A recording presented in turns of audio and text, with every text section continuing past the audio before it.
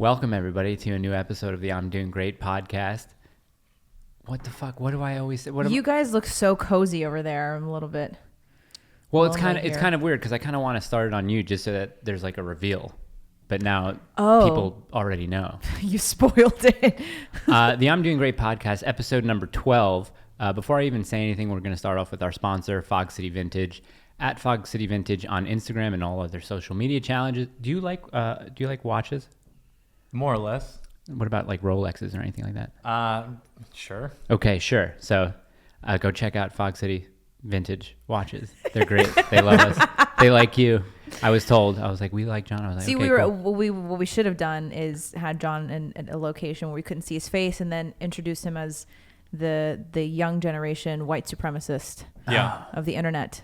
White nationalist? Is that what you prefer? White identitarian is what I see all the time. Right. I don't know what that means. I would just prefer Nazi, to be honest. I mean, it's a little bit easier. Yeah, better uniforms. Right. Yeah. Hugo Boss. Literally. Yeah. He designed all the uniforms. Seriously? Yes. I didn't know that. Oh yeah, they had. I mean, not that I know any of this history because why would I? But they commissioned Hugo Boss to design all the uniforms, and that's why the SS, their black uniforms are just so cool. So good. And also, I mean, you can't find them anymore because they're out of print. But if you go to some pretty like esoteric used bookstores, you can find aggregates of old corporate advertising in Nazi Germany from like 33 to 45. And it's really cool to kind of look at how corporations throughout history have always adopted to whatever the predominant cultural narratives are. They've got like Mercedes advertisements with swastikas and things like that. So. Okay, here's I wanted to ask you this, Mike, because I talked about this with John in the car. Okay. I asked him what percentage of your audience is female, because this was my guess. I thought to myself, I assume that John's content speaks strongly to men more than to women, but I guess it would be like 70-30. What would be your guess if you had to guess what the percentage you know the answer is? already? I know the answer now, but what would your guess be? The percentage of women. Well, I thought it was going to be closer to like 40% women, but I mean, he did say something when we talked about it. I don't really remember what it was, so I want to be fair here. I'd probably say closer to 5. Final answer? Yeah, sure. It was 7%. Wow. That's very good, though. Apparently, he's made merch that says, I'm one of the 7%ers. Proud 7%, and they buy it, 7%ers? 7%ers. Yeah. I think that's so great. And it's interesting because no matter where I look, and that's why it became like a thing, because my YouTube analytics said that it was 7%, and then I did like a Google document where I had everyone answer, and they had like one of the questions was like, what gender are you? And 7% were female. So like wherever I do this, it's always like this eternal 7%. And so now I've decided that is sort of like the equilibrium that I should be operating on. So now if it ever approaches somewhere like 10%, I kind of make a note to in my next video say something particularly sexist, so that it kind of gets back down to where it should be. Right. Is that why you said in the Beauty and the Beast video that women shouldn't read? No, that's an organic opinion of mine. That wasn't for the demographics. No, and I'm not even principally opposed to having it go below 7% and working its way back up. It's just as long as I can have some sort of sustained 7%, 8%, 6%, somewhere around there, I think is good for the I think channel. that's great though. Do you have a lot of guys that message you and say like, your content really changed my life, your content really helped me? Yeah, every day. I mean, I've had guys come up to me at events like with tears in their eyes, about videos I've done, and it's just really interesting to me because I've and I think this is one of the things that I've contributed to the most originally in terms of like what people are talking about is the connection between like the spiritual elements, not so much in a religious sense, but more in like a well-being sense. You have things like vice, whether that's pornography or other drugs or sort of this hedonistic lifestyle. If you have a population that is falling victim to that, they're never going to be able to resist something like a tyrannical government or anything like that. And so it's really important that we better ourselves before we go out and try to convince people that our ideas are better. And so I didn't know I had heard about pornography because I have my anti-pornography dissertation. I've heard that it was like a huge problem. I didn't really know that. You kind of read things, and it's one thing to read it, but then when you start getting emails with testimonies, it's a totally different thing. But yeah, I had a guy at the Million MAGA March last year who I was walking, and he saw me, and then he marched over, and he was like, dude, I watched one of your videos last night, and it just inspired me to do so much, and I told my girlfriend I'm gonna be a better boyfriend, and he was crying, and I was just like, dude, sick, man. I don't know what to say because I'm not that guy. It's very basic thing. Hey, you probably shouldn't be addicted to things, and people are so true, and they kind of yeah. No, I mean that's one of the reasons why I think Jordan Peterson was able to rise to fame so quickly, because he was saying very simple things that nobody has been saying. But you're what was he saying? Well, things like clean your room. Just clean your go room. over and clean your room. Yeah, what are you doing? He talks with the front of his mouth, doesn't he? The front of his Canadian. You know who does a potential. good... It says potential. Gavin's producer, Ryan, does a great Jordan Peterson. I heard it. We were listening to If you one don't of the have episodes. potential, I don't know why you're even here or bothering. Yeah, exactly. Potential. Yeah. I heard him talk about, since we're in Franklin, Tennessee now. We're no longer in Nashville, but Nashville's, a 30-minute drive up the road. But so hopefully you won't hear the trains anymore. Did you hear him talking about listening to music in a honky-tonk? Yes. It was the most ridiculous thing. I mean, am I a fan of Jordan Peterson? A little. Because that's when he started crying, right? Yes. Yeah, Yes. yeah. Like, Did you see that? No. So he in was the on bar in the honky-tonk, and these people were just playing these music I've never heard. And they put their whole soul and energy into it, and it was love. And then, dude, like his voice started cracking, and I was like, he was crying on Joe Rogan because it was a Tuesday night for everybody else. Yeah, he had this experience, this sort of a spiritual experience at a bar with live music, and he was talking about how music, essentially helps humans express things that they're not able to with words. And he got really emotional on Joe Rogan. I shouldn't make fun of him though, because he did almost die, and he probably appreciates things a little bit more now. Yeah. I mean, whatever. Who knows? Do we want to? Oh, first of all, you said MAGA. Do you not? Are you not a fan of the MAGA? Are you the higher A, the MAGA? Yeah. Oh, I suppose it would be MAGA, wouldn't it? The Million MAGA March. See, I always said MAGA. I always thought it was MAGA too. I always thought it was. I don't know why I said it like that. It just MAGA. sounds better, like the Million Man March, Million MAGA March. I don't know. Right. MAGA Well, I March. always just thought it was MAGA. No, maybe he's right. Maybe he's onto something. But I don't very know. few people say MAGA. Yeah. Even I don't say it except if I'm saying the Million MAGA March. Like if Million I'm just MAGA saying, March. I've got a MAGA hat on, I would MAGA say hat. MAGA Yeah, hat. see, MAGA hat would be very strange. Can we talk about our introductions to John on a personal level? Because did you know about John before I told you about John, or did you know about John? No, I knew about John. Okay, the first video that I had seen where I was like, who the fuck is this kid? Yeah. It was the one where you were, where was it? Was it Michigan or was it Wisconsin when you were walking up and down the street? It was Duluth, Minnesota. Dude. I love that. People outside wearing masks. What was the sign that you were walking around with? I think you were the only Trump supporter at was it a Biden rally or just a Democratic convention rally? I think we're talking about the same video where there was a street of people up and down. Yes. I didn't have a sign. Oh, you didn't, right? You just you had a megaphone. Yeah. There was a Trump protest or a Trump rally, and then there was of course the inevitable counter. The protesters. Okay. Yeah. There was the protest to that, and so we had driven up to, my buddy went to Northern Michigan University. I'm sorry, Michigan Tech, which is up in I think Houghton. So we had driven all the way up there, and then we stopped there and we were hanging out with him, and then we drove I think 4 hours to Duluth, Minnesota to cover that. And my strategy is always very amicable at these events. Like I try to go in and just ask people questions. I'm not taking this Caitlin Bennett approach or this Owen Schroyer approach or just trying to like get viral content. I try to be, and not that there's anything wrong with that, but I try to be more amicable with it. And they still were just giving me such a hard time for like no reason. And I think it's because I wasn't wearing a mask, because I wasn't just, kissing Joe Biden's ass. So then by the time we got to the end of the street, they had already been like very dismissive and hostile towards us. So then we just decided to double down. So I put on my Keep America Great hoodie. That's right. And then I had my megaphone. Yep. And I'm just going down and I was just like trolling them and just like getting them mad basically. And that went viral. And there was one line in particular that everybody really liked. I know which one it is. This is so funny. I'm going down and I'm trying to embody everything that these people think that I am. And so I'm just like, let's go. And some like she's like, get a life. And I was like, I have a life. My life is for President Trump. And she goes, my life is for democracy. And I just said, democracy is cringe. Read some Aristotle. Yeah. And that went viral because of that like quote in particular, which I thought was really funny because I had managed to like literally get tens of thousands of people like to become threats to democracy because of that one little thing that I just said, like off the cuff. Like they're not going to read Aristotle, and they don't need to. They don't need to understand the sort of philosophical argument against democracy. All they need to know is that funny internet man said so, and that's like enough to red pill. Can you briefly summarize Aristotle's point of view about democracy and how he felt about it? If there is like, if you'd be able to, briefly talk about it for like 2 minutes if you had to. Yeah, I would say I would go back to the way that his mentor Plato described it. If you think of the ship, for example, if we're all passengers on this ship, we're all affected by the decisions made by the captain. So we should probably have a competent captain steering the ship. We don't want everyone to have a say in where the ship is going or, how the charts are going to be laid out. You want the most competent people making those decisions that are going to affect everybody else. And so that's the problem with democracy. And I don't even think that's the strongest argument against democracy necessarily, but I think that is the problem with this idea that we all get to have a say in something. And I don't understand how you could unironically hold that opinion if you exist in the real world. Right. If you've been on the comment section of youtube.com or of facebook.com, if you've driven before in any level of traffic, you know that people are retarded. So why would you ever want them to make decisions that are impacting you? Yes. That's foolish. Yeah, which is why the whole idea of universal voting rights is retarded. Real. Like, I cannot believe that people just willingly like, oh yeah, everyone deserves the right to vote. There's no such thing as a right to vote. It's a privilege that must be earned. Everything's a right. Everything's a right now. Right. I think it's really funny how people are like housing is a human right. Dude, someone told me denim is a right.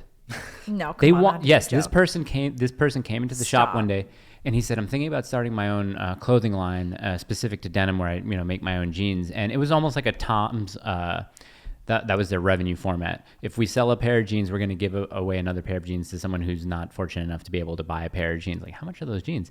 But he said to me, I think denim's a human right.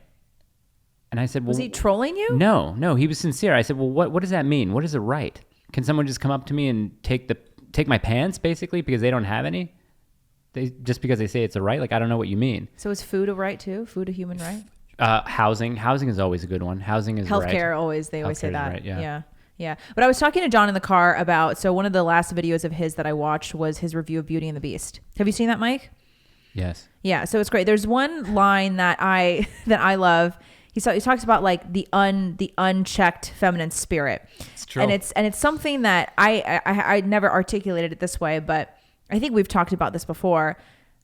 I honestly think that one of the biggest reasons we are where we are right now, we've got a dude swinging his dick in a ladies' locker room, Leah Thomas. He just beat another women's record in the swim meet, like by 7 seconds. I think the reason we have this, we have drag queens in libraries, and the reason that we've got all these idiotic policies, like people wanting to raise the federal minimum wage, is because women are the ones who primarily fall for the leftist agenda. Because the leftist agenda, by definition, is wrapped up in a bow of faux compassion. It's fake compassion, right? And obviously women with a higher emotional intelligence, and we want everyone to be happy, and we want a utopia, right? And so I honestly think that this is one of the reasons why we're in this mess that we're in right now. And I thought it was really interesting the way that John articulated this. He talked like the unchecked feminine spirit fueled by Marxist literature. True. Which I thought was so interesting. And our audience... Is that what Belle was reading? It literally... In Beauty and the Beast, she's reading Das Kapital. Yeah, no, if you look at the context in which that story took place, it was like a 17th or 18th century, or I'm sorry, 18th or 19th century France and like the countryside. So it's very possible that she was reading like proto-Marxist literature. And Gaston, he really had an understanding of this, and he understood the threat that it posed to the stability of his civilization. He was obviously the de facto sheriff or mayor, if you will. I mean, there might have been a guy who had a badge, but in terms of who wields the most power and influence, it's going to be Gaston. And he understood the problem that was going to pose. And unfortunately, he couldn't get the job done. Most of our audience is female. And we're trying to figure out... They're not going to like me. They're going to try to figure out... they do like you. That's the thing. Because I think that the thing about if we understood our nature more, because our society and mainstream culture fights us so hard on our nature, and they do not want women to understand what our true nature is. So in many ways, if you grow up in the public school system and you go to college, you go to grad school and you work in a corporate office, like a lot of women don't even know what our true nature is and what we should be doing to express our true nature. So I actually think that a lot of women would be interested in John and his content because they could find a better understanding of what women are geared to, which is why a lot of women do like Jordan Peterson too, because he talks about the general personality differences of men and women that have been proven for decades and decades through research. And like, we are more agreeable, we are more neurotic, we are more compassionate. But a lot of these things women just were never taught because our true nature has been suppressed. My question is not should they like John, but would they? Would they like John? They would. Yeah. I think they would. And actually, let's flip that around. Should they like you? Well, no. They should, because I'm like, you know, if they like me and they like more or less what I represent, like that's more, I guess, beneficial to society as a whole than if they were, you know, liking some of these other politiher figures or something. Also, he seems like a nice guy. I am. I'm the nicest guy. And He is no a one nice has guy. more respect Seems for like an women okay than me, guy. by the way. I mean, No one does. other than all the racist things he said to me in the car on the way here, but I'm not getting into They're that. not racist if they're true. Like I wasn't. Like what? No, I'm sitting here out of the loop. She's the one who made the comments about, oh, you didn't think that we were going to get here safely because I'm an Asian woman driving, and I was like, I didn't say He that. didn't say it that passive aggressively. I thought it went through my That's head. So- I don't know if that's necessarily a racist thing to say because there's No. significant data behind it. Yeah. So are you gonna marry Savannah Hernandez or what?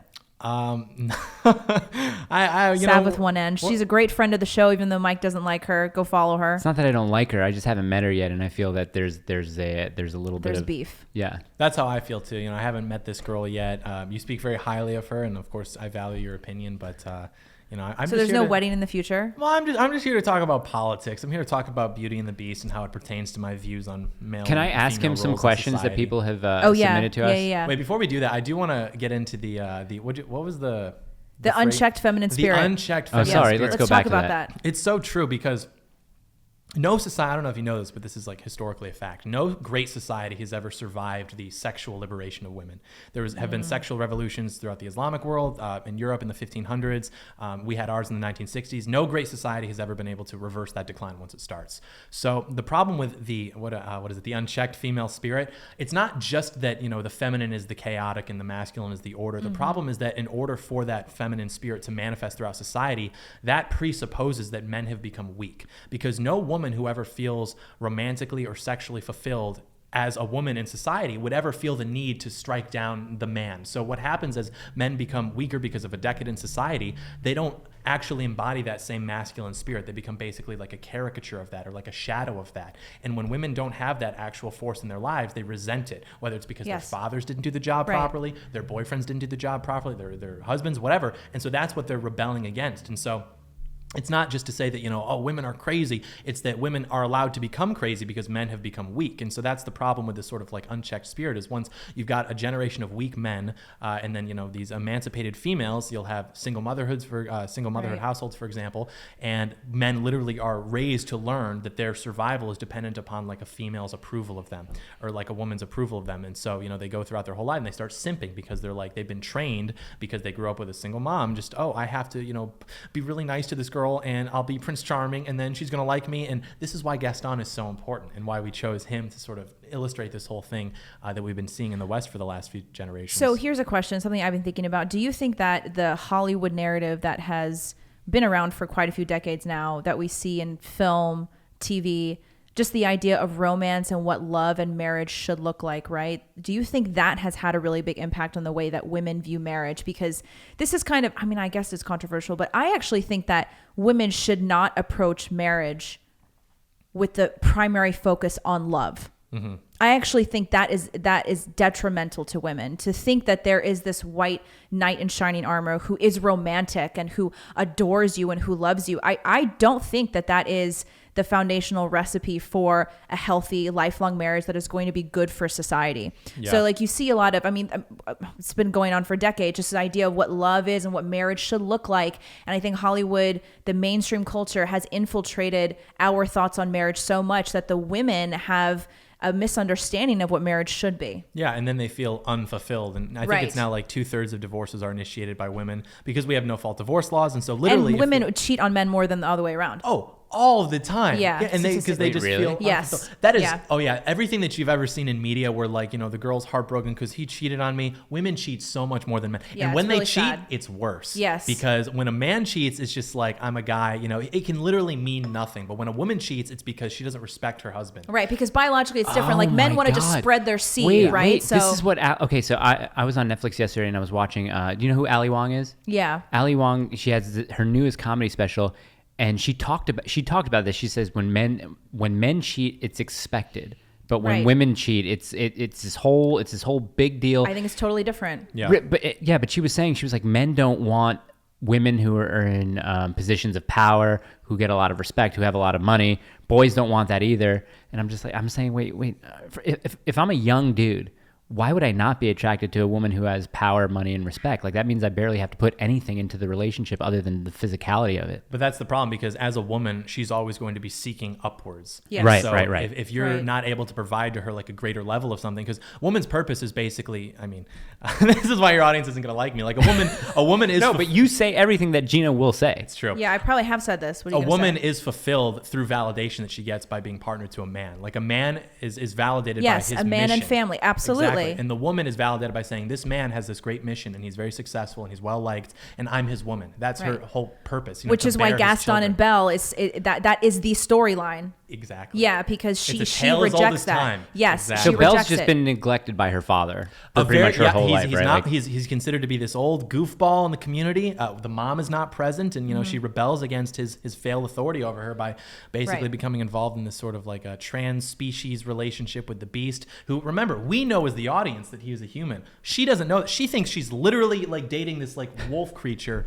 So Yeah, and she would rather have dominion over him than Exactly. submit to Gaston. exactly, yeah. Yeah, and She should have been probably burned at the stake, to be honest. what if but- Belle's father was like a lumberjack instead of an inventor? well, then she Would- probably would have been attracted an to inventor Gaston. too. Think about that too. This is right at the dawn of the Industrial Revolution, right? Right. Gaston understands that his rural agrarian town is going to be usurped by this industrial technology and all. He doesn't want that. It's the same reason that the South didn't want to be partnered with the North anymore in the Civil War. They understood that the cultures were just different. The South had a much more leisurely, kind of laid-back culture, and the North was much more industrialized. And they knew that if they continued to go down that route, then one was going to usurp the other. Gaston understood this, which is Yes. why he had Maurice thrown into the insane asylum. Right. Yeah. Oh And, my and God. You know what Gaston did a lot, Mike? What? He drank raw eggs. I'm not. What's with this obsession that you gotta people want me drink to raw drink egg raw eggs? nationalism. It's true.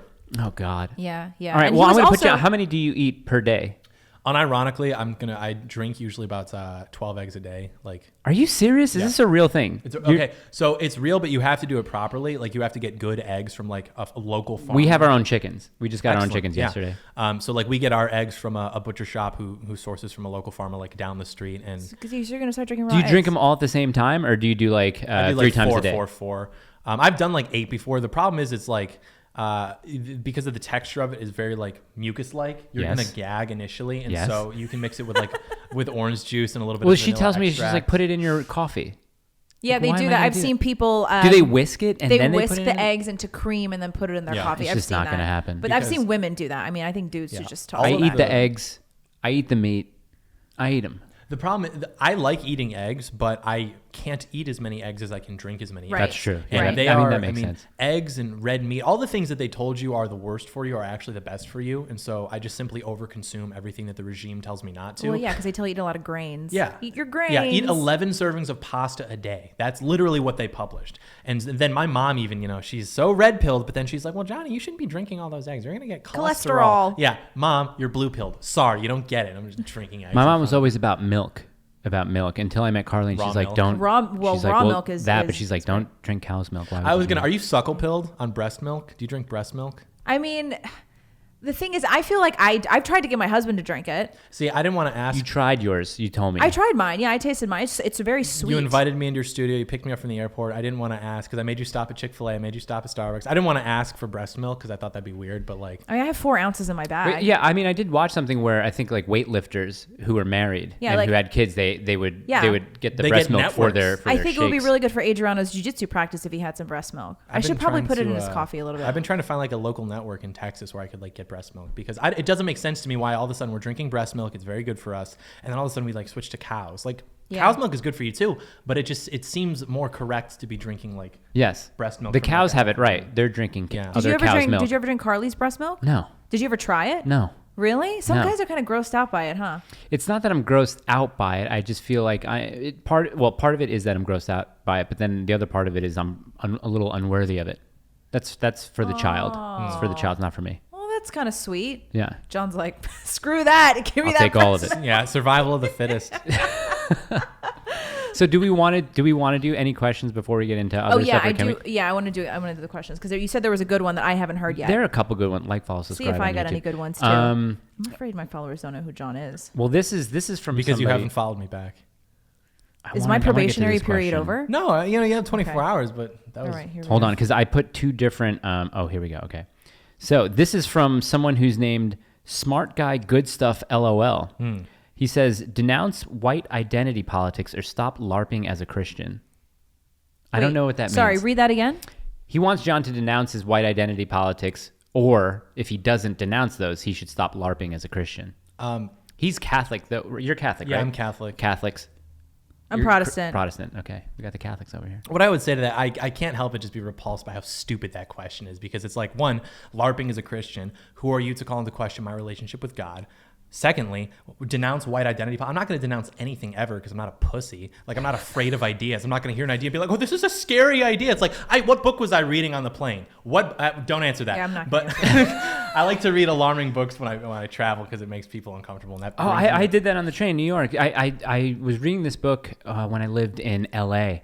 I would go to the Chateau Marmont every Tuesday and Thursday because I would have breakfast there. But I would bring one of the books that I read there for a while was Who Killed Kennedy, where it was about the conspiracy theory around Kennedy. And the other book that caught eyes once by Michael Shannon, funny enough, it was The Hitler I Knew. So it was written by Hitler's one of Hitler's press secretaries toward the later part of his life before he killed himself. And it's actually very interesting. I've never understood, like, you would read Mein Kampf. Like, yeah, it's obviously like a very historical document that I would really want to get into the mind of someone who's writing stuff like that. Why would you not want to read things that are like considered to be... I've got Marx, I've got Mao at home, I've got all these different... Have you read Hitler's, I think it's called Hitler's Table Talk? Yeah. I mean, no. Yeah, I'm trying to find it online and I can't find it. They put them out of print. Yeah, like even the book that I was reading on the way here, I had to get from like a used bookstore because they just won't print them anymore. Yeah. But to answer the other part of that, like white identity politics, I'll state my position. You let me know if this is controversial, please. Okay. Black people, Asian people, Hispanic people, these groups of people all advocate with group interest, right? LGBT people, they do the same thing. Also, concurrently to that, we have unprecedented amounts of anti-white hatred in the media, correct? Yes, of course. So would it not make sense? I'm not saying that white people should all band together and think the same. I'm just saying, hey, maybe we should recognize that we exist as people and that white people are the only group, literally, that view themselves as individuals. And we're just begging, please just view each other as individuals. Please, can we please? And every other group is like, no. You look at the polling, Hispanics, blacks, they all say that racial identity is almost central, so important to their identity as a whole. Do Asians say that? They don't usually say that. No, they do. They do. Yeah, very strongly. White people, 5%. You also look at in-group preference, where all the races rank each other. White people, it's like here with every race. Like, we're all basically the same. Like, yeah, we white people this much, black people this much. Hispanics, Asians, blacks, they all rank themselves higher above everybody else, and they all say that white people are the lowest. So I'm simply saying that maybe white people should acknowledge that we exist. That's it. Well, how about also America is a majority white country? Yeah. I think people forget that. It's like 80%. That's a huge majority. Yeah. I mean, you would think if you turn on the TV, sometimes I like to just watch Hulu for the ads because I like to see what the ads look like. I don't see any white people in the ads anymore. Wait, why are you getting ads on Hulu? Because if you watch live TV. Yeah. Yeah. So what this person's doing, presumably, is sort of appealing to this, oh, well, identity politics that's how the left plays, and we should have our allegiance be to facts and logic. And it's like, what's ironic there is typically people who tend to espouse that are doing that because they want to masturbate to their self-identity as like an intellectual. I'm smarter than this sort of tribalism. Okay, you might be, and that's great. But this has been the case in world history forever. It's always been identity politics. You know, the politics is always personal. Ask anybody why they believe what they believe, you know, about gun control, about whatever. It's always going to be because of personal experiences or whatever. You can substantiate that with data, and our data tends to be correct, but it's like you're never going to separate the politics from the personal. And stop asking to denounce things. What are we, 12? What do you write for Vice? For Vice. Comrade.jpg wants to know your thoughts on South Africa and its decline. I don't know. I don't know. Yeah, I don't know too much it's about pretty it. esoteric. Thumbs down. Generally not in favor of the decline of South Africa. I think Nelson Mandela was a terrorist. Yeah. What was it? Not. I almost said AVN. Was it AVN? What was the group that he was associated with? Because we talked about it a little bit in one episode. The. Did we? Yeah. I don't know. Or the AFN or something like that. The African Freedom something or whatever. Yeah. I mean, he bombed buildings, government buildings. Yeah. Here's a question. Thoughts on the quote about being heartless if you're a conservative at a young age? Oh, what is that? The Winston Churchill one. Oh yeah. If you're young and you're not conservative. If you're you don't if you're young and not liberal, you don't have a heart. If you're older and not conservative, you don't have a brain. I mean, I guess that's true, but even then it's like, oh, you don't have a heart. And it's like, no, I do have a heart. It's just not like stupid. I don't know. Like, I care about the well-being of the American people. So it's not that I think actually what that is that so much of what's considered to be conservatism in the 20th century was rooted in like economic issues. And so it was probably more easily perceived to be heartless if you weren't just wanting to, send your money to pay for welfare or Social Security, things like that. But now if you look at like what is getting the conservative base aggrandized, it's all issues of identity. I mean, it's things like immigration, things like trade policy in terms of sovereignty economically. So it's much less about these very tired Milton Friedman-esque economic arguments and much more about our nation's identity. So I think that quote is generally true, but I don't think that it's aged well into this century. I don't know. Would you rather watch gay porn for 2 minutes or kiss Brian Stelter for 10 seconds? That's just these are the questions that we're getting. You want my honest Thank you, answer? Justin Perez. It's got to be kiss Brian Stelter for what was it, 10 seconds? 10 seconds. The reason is for that, is it not as gay as watching gay porn for 2 minutes? No, it's definitely gayer. I don't know. Well, because you're definitely a cuck if you're watching porn in general, let alone gay porn. If I'm watching gay porn, it's almost like this Alex DeLarge, Clockwork Orange, like I'm there. Whereas if I'm like molesting Brian Stelter, it's almost like a power thing, right? Oh, right, like, yeah, you can't yeah. call prisoners gay necessarily because they'll like just rape you. So it's almost like So you would just make him your bitch. Yeah, and as opposed to being sit there and just having to watch like these two guys go at it for however long. Good answer. That is a good answer. Okay, why Catholicism and not other branches of Christianity? I accept the authority of the one true church is founded by Jesus Christ. That's why. Yeah. Yeah, we were talking in the car why so many Catholics are so annoyingly liberal and pro-abortion. Okay, what are the metrics on this? Just because I went to Catholic school virtually my whole life, even up until university. Upwards of 2/3 in support of abortion, in support of two guys. 2/3 they're getting married. It's upwards of that, I think. Jesus, that was just never something I would even fathom. According to an 2009 survey, 47% of American Catholics believe that abortion should be legal. That was, what is that, 2009 though? Yeah, that's 2009. So imagine what it is now. But like, on what grounds do they believe that? That's what are they just trying to appeal to quote unquote other people's humanity and have empathy for people? So they'll say the same thing. I don't agree with it up until the third trimester. I'm not going to do it myself, but I can't change what anybody else does. Like it's not my business to stop anyone else from doing something with their body. Yeah, I think that they view God as basically like the enforcement of their personal like worldview. Like they believe that like Jesus was this hippie who just wanted everyone to get along, which makes sense to them because that's like what they want. They just want everyone to just get along, which really they only want people to get along because they just want to be able to behave in disgusting ways without being criticized for it. That's all they want. Like no one's ever, walked into a store wearing like a silly hat and someone's just been like, "Arr!" And then they're just like, no, it's always like people just doing things that they shouldn't be doing, right? Like you see things on social media like, oh, normalize doing this, normalize doing that. Why don't you just act normal? You wouldn't have a problem. They're trying to make normal things that are abnormal and that are degenerate and destructive. Yeah, really quick before you ask the next one, Mike, I was thinking, so I always use this term. I always talk about how I wasn't going to ask it right. We live in the upside down, I always say. And I use an example of, I keep referring to this trans swimmer on the UPenn team because he's currently breaking all the records. But I always say, and my followers think it's so funny, they like it, we're living in the upside down. But in I think it was the liberalism and Satanism video that you did, you were like, this is by design. And then there was this I would encourage everyone to go watch John's video. I think it's called Liberalism is Satanism or whatever. Yeah. The first 2 minutes are a montage of Paul Harvey's speech in the background, If I Were the Devil. And then, it's the whole speech and it's all these clips of literally everything that Paul Harvey is talking about. And then throughout the whole video, John explains how this upside down thing that we talk about all the time, it is by design. This is exactly what they wanted. So it's not some accidental thing we ended up here. Oh, now men are women and women are men and good is bad and bad is good. This is exactly what it was meant to be. Who's they? And when you say like this is what they want, like the agents of Lucifer. There's an age-old tradition in right-wing politics of accusing the opposition of being the Antichrist. Like Barack Obama, Anthony Fauci, these are the Antichrist. And the democrats, so to speak. But it really is true. And if you don't believe me or hesitant to, you can watch the video. But like the philosophical overlap between liberalism and Satanism is like 1-to-1. And so it should not come as a surprise when we see everything that's being evil or everything that is evil in society is being promoted by the left. And it's like, you look at what Lucifer said to God. He said, non serviam. I will not serve. I will not subject myself to your objective order and authority. That's the essence of liberalism, liberating the individual into this hyper-autonomous being who's not subject to your definition of gender or your definition of when a life begins or whatever. That's all it is. Yeah. And It's no longer thy will be done, but my will be done. Exactly. And it gets really scary when you look at, because Satan can't create. He can only corrupt what has been created and what is good and make it ugly and evil and everything, which is why you look at all these people who are probably, if you can at least agree that it might be possible that demons exist, you look at all the people who are probably most likely to be harboring them, and they're all disgusting. It's because demons will make the physical body more like the environment that they would like to thrive in. The same way that like a nice, graceful woman will turn a home or a house into a home and make it look pretty, like a demon will inhabit a body and make it look just disgusting and ugly. So there's something very real to that. Queens. But it's also like, and all the androgyny. I mean, there are demons, Baphomet, I think, who's androgynous, right. It's like a goat's head with like breasts and things like that. A Moloch, who they sacrifice children to, but you look at the perversion, like, what Jesus Christ said when, he died for us, for example, like, this is my body, I give it up to you. He sacrificed his life to redeem the fallen nature of man.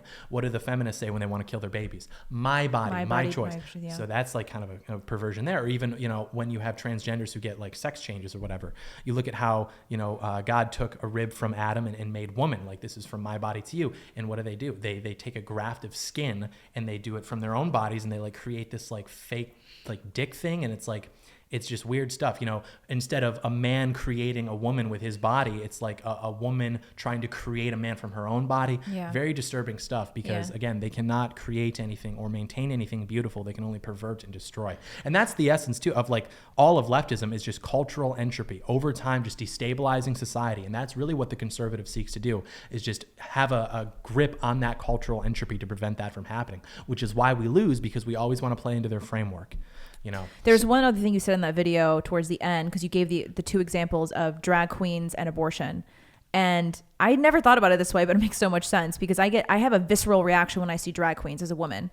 There's something about it that is so disgusting and truly offensive to me. You're just not fun. And John said that drag queens, like dudes, this gay performative thing of guys dressing up as women is infinitely more offensive than somebody wearing blackface. True. Yeah, infinitely more. And I was like, wow. Really? And then he said, because the identity of being a woman is so much more important and has much more weight in the world than just being black. So he says, okay, you paint your face black. Okay, big deal. But if you have these gay dudes doing this performative thing where they dress up as a woman, it's women can give life, and they're perverting that, and it's much more offensive than a dude in blackface. And it's because we live in effectively a black ethno state where Savannah Hernandez is calling me. Every question that we ask is always, well, how are black people going to feel about it? The same way that they say that America is like being taken over by fascists who want to make a white ethno state, and it's like, well, in an ethno state, you would say, okay, does this benefit this particular group of people who are,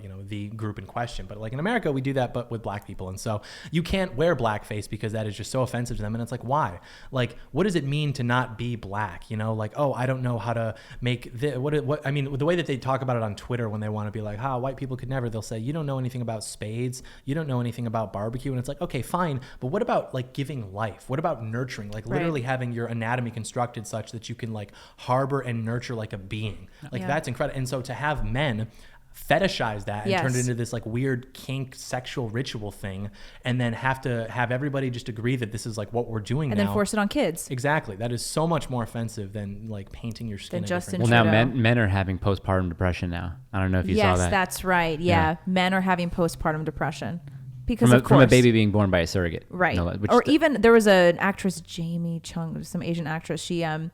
She had twins via surrogate, and she was complaining about her own postpartum depression. That's just attention. Let me ask you a question, John, because we got some flack for, it was one of your videos on TikTok. Oh, it was about the horseshoe theory. So apparently I was told that leftists aren't a fan of segregation. How they're saying, no, liberals want segregation. Leftists don't want that. Leftists are more concentrating on economic and social issues. And I was saying, I'm pretty sure 21st and 20th century leftists are using not only Marxism, but they are calling for segregation. Like every Ivy League college and plenty of other universities have had segregated graduations, and they're calling for segregated dorms. But they're like, that's not leftism though. That's not what They say leftists do. that? That's in the comments. I've dealt with them. I'm like, I'm pretty sure so modern day retarded in the leftists have advocated for segregation. Many. Look at Mark Yeah. Lamont Hill. Yeah, I wish that there were a more intricate explanation beyond that. They're just like lying. Like that's just what they do. They just lie. I mean, it's the same thing. That's what I comment. I was like, that wasn't true communism. And then you like look at what it does in practice, and it's like, okay, well, at what point are we gonna? This is what they say. So that debate that I had with that guy about healthcare is a right. What he kept on saying, he started the debate with. He says, okay, have you heard of the? Oh God, what did he call it? It was he was like, okay, this is a thought what do they call it? Thought experiment where if you're not aware of what you're born as, if you're not aware of what race you are, if you're not aware of this, what is your ideal world? How do you look at things? I'm like, well, I'm not going to deal in hypotheticals because it's a dumb thing to do if we're talking about things that actually exist. But he was saying he kept on saying the words in an ideal world, and I was like, you got to stop saying that. If you're going to say that, you have to say in your ideal world. Or in my ideal world, because you can't. We're not agreeing on what an ideal world is. We have different views of this, and it just kept on. It was just like this cyclical thing, playing semantics games, like you were saying. Because apparently conservatives aren't fan of regulations, but if you talk about us making any choices as a group, or selecting a group of people to make choices, that is in itself a regulation. And this, I got you. You do like regulations, and we talked about that before. That's so annoying. Who was this guy? It was a guy who didn't look like his photo because his photo showed like him. Did he catfish you? Yeah, well, he opened it. He kind of looked like Vosh. It's just kind of like, like chubby dude, neck beard kind of thing. And yeah, he knew a lot of words. He was good at saying things. They just didn't mean anything. Wait, there's another thing I wanted to ask you, John. You mentioned this briefly in one of your videos, but I want you to talk about it here. The separation of church and state. It's nowhere in the Constitution. I think you mentioned it was just in some pamphlet by Thomas Jefferson. Yeah, you can't find it in any legal document in this country's founding. That's in reference to a letter that Thomas Jefferson wrote to a friend of his, I believe in 1824, maybe, talking about a separation of church. And so they use this to say that, like, we should have no biblical, because they mean Christianity whenever they're criticizing, religion, they mean Christianity. Mm-hmm. We should have no Christian influence in politics because the founding fathers didn't want that. That's not exactly true. When they were fleeing from religious persecution, is the way that we're taught about in U.S. schools. You have to understand that was still Christian, right? And so they wanted to just go be Christian over here and fleeing a Christian persecution because they wanted to be Christian in this way. But it's like, it's still Christian, right? Like, you're not going to have the founding fathers say that we should extend that and allow a bunch of people from the Middle East to come and practice Islam. Like, that's not exactly what they thought. And if they saw the way this country had become in terms of its religious makeup, they would be appalled. So properly understood, it's a separation of church from state, meaning that the church should be free from the interference of the state. And the reason for that is that they understood that the church is a necessary institution for the propagation of a stable and flourishing society. Mm-hmm. And, the church used to have a lot of influence in this country. Like, it was an institution. Like, there was a time in this country, a very long time, where if the church didn't like something, that thing wasn't going to happen. But that's gone now. And so the church basically has no power left. And so not coincidentally, the society has degraded. Yeah, because I think it was actually a PragerU video I first heard this, that the pilgrims from Holland, they were not escaping tyranny because they were free there. What they were escaping was, how do you say it? Like just the degenerate ways over there. Mm-hmm. Like, they were trying to go somewhere new to create a more virtuous society. Yeah. Which I thought was interesting because that's not what we're told. Yeah. And the reason the church is so important too, and I discussed this in a video recently or semi-recently, is like, we often are sold this very false dichotomy of political power where you either have individualism or collectivism. And we're told, well, the left are the collectivists and we're the individualists. And it's like, well, if you know anything about politics, you know that individualism is fundamentally a liberal idea. Like, that was a liberal, there's no other way to put it. And so there's a point in this country where we didn't have individualism, but we were still able to resist the collectivism that would be imposed by an entity that would have the authority to do that, which would be the state. And that was a time, I like to call it the time of organic unity, when we had organic unity in our communities through things like the church, through the community, through families, things like that. And that country would not ever even be anywhere nearly as susceptible to the amount of tyranny that we have now in this country because they had that unity. So what happened is, after World War II, all the intellectual trends were bending towards this idea of individualism because it was literally thought by these intellectual strategists that the best way to avoid something like another world war would be to strip man from having anything that he would feel compelled to fight for. So strip him of nation, strip him of religious identity, cultural identity, family identity. There were a bunch of sociologists who went to UC Berkeley. They published this work called The Authoritarian Personality that was heavily influential in dictating public education in this country. And the authoritarian personality says that he who is most likely to become a fascist is a white guy who was raised in a two-parent household that was Christian and that taught him that there is right and wrong. why are we supposed to be afraid of that? Like, that is the guy that is necessary to propagate a free and stable and moral society. Like, that is the guy. But they said, no, that's a likely fascist. He's authoritarian. And what they mean by authoritarian is basically someone who's willing to say, no, there is right and wrong, and I trust myself to be able to decipher what that is. And so they make all these movies in Hollywood. Oh, authoritarianism is so bad. Authoritarianism, it's not inherently bad. Tyranny is bad. Authoritarianism is not inherently bad. So you look at how they propagated that individualism, and now we have this country where, I mean, I don't even know how you would define it as a country beyond like arbitrary geography, but like we have nothing in common. We don't speak the same language. We don't worship the same God. We're all just basically consumers. The only thing that we have in common is that we have nothing in common. And so that destabilizes the society because we don't have a high trust society anymore. We have a low trust society. And so as a result, people are begging for some form of stability, and that can only be ushered in through the state. And that's where you get the collectivism from. So it's not that we want to be collectivists, because to be collectivist requires that you are hyper autonomous, and the only thing that can unite you would be the authority of the state. We want to be united organically. Imagine if, you know, all of a sudden you like teleported in an entire city from the 1940s, and then you told them to like put masks on and like get vaccinated. They'd be like, who are you? They'd probably kill you, to be honest, because they had that unity, and we just don't have that anymore. What is when talking about these? It was the people at UC Berkeley that were talking about the person who's more likely to be an authoritarian or a fascist. Can we just define like fascist rather than have just people looking it up? Because what I've always understood that from my memory of what a fascist is, or at least a fascist government, is that one that controls private businesses, private entities, just basically full government control over that.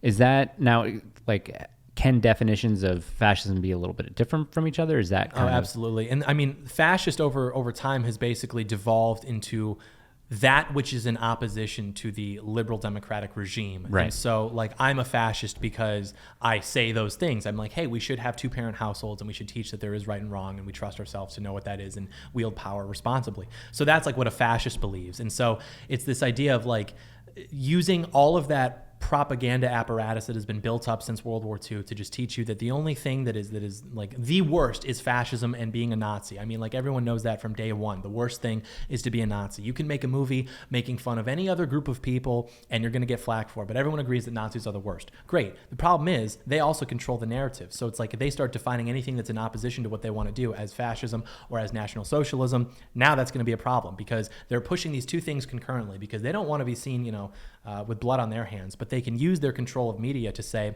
punching fascists and Nazis is good, and the tolerance paradox, and Karl Popper. And then on a separate broadcast, they'll say Trump supporters are fascists and Nazis. And then they have that very, you know, and then their audience is smart enough, not that smart, but smart enough to at least connect what that implicates, which is that we should be basically using violence to target Trump supporters or anyone who was like to the right of Hillary Clinton. And that's dangerous. I mean, we've seen Trump supporters get murdered. We've seen them get assaulted and nothing gets done about it. So maybe look at the January 6 people. Aren't they still in jail? Yeah, they're in solitary confinement. Can anyone insane. say with a straight face that Trump was a fascist? Like, objectively, Like, there are plenty of dumb people who do say with a straight face. I mean, I've just seen so many articles that say Trump was in fact a fascist, but then they never really lay out a good reason for it, other than they wouldn't be allowed to print that if Trump were a fascist. Which actually, right, exactly. You know, they're kind of selling me on that a little bit. Someone wanted to know your thoughts about who they said was the late great Roger Scruton. Roger Scruton. Oh, what did he write? Roger Scruton. He was old English philosopher, kind of conservative.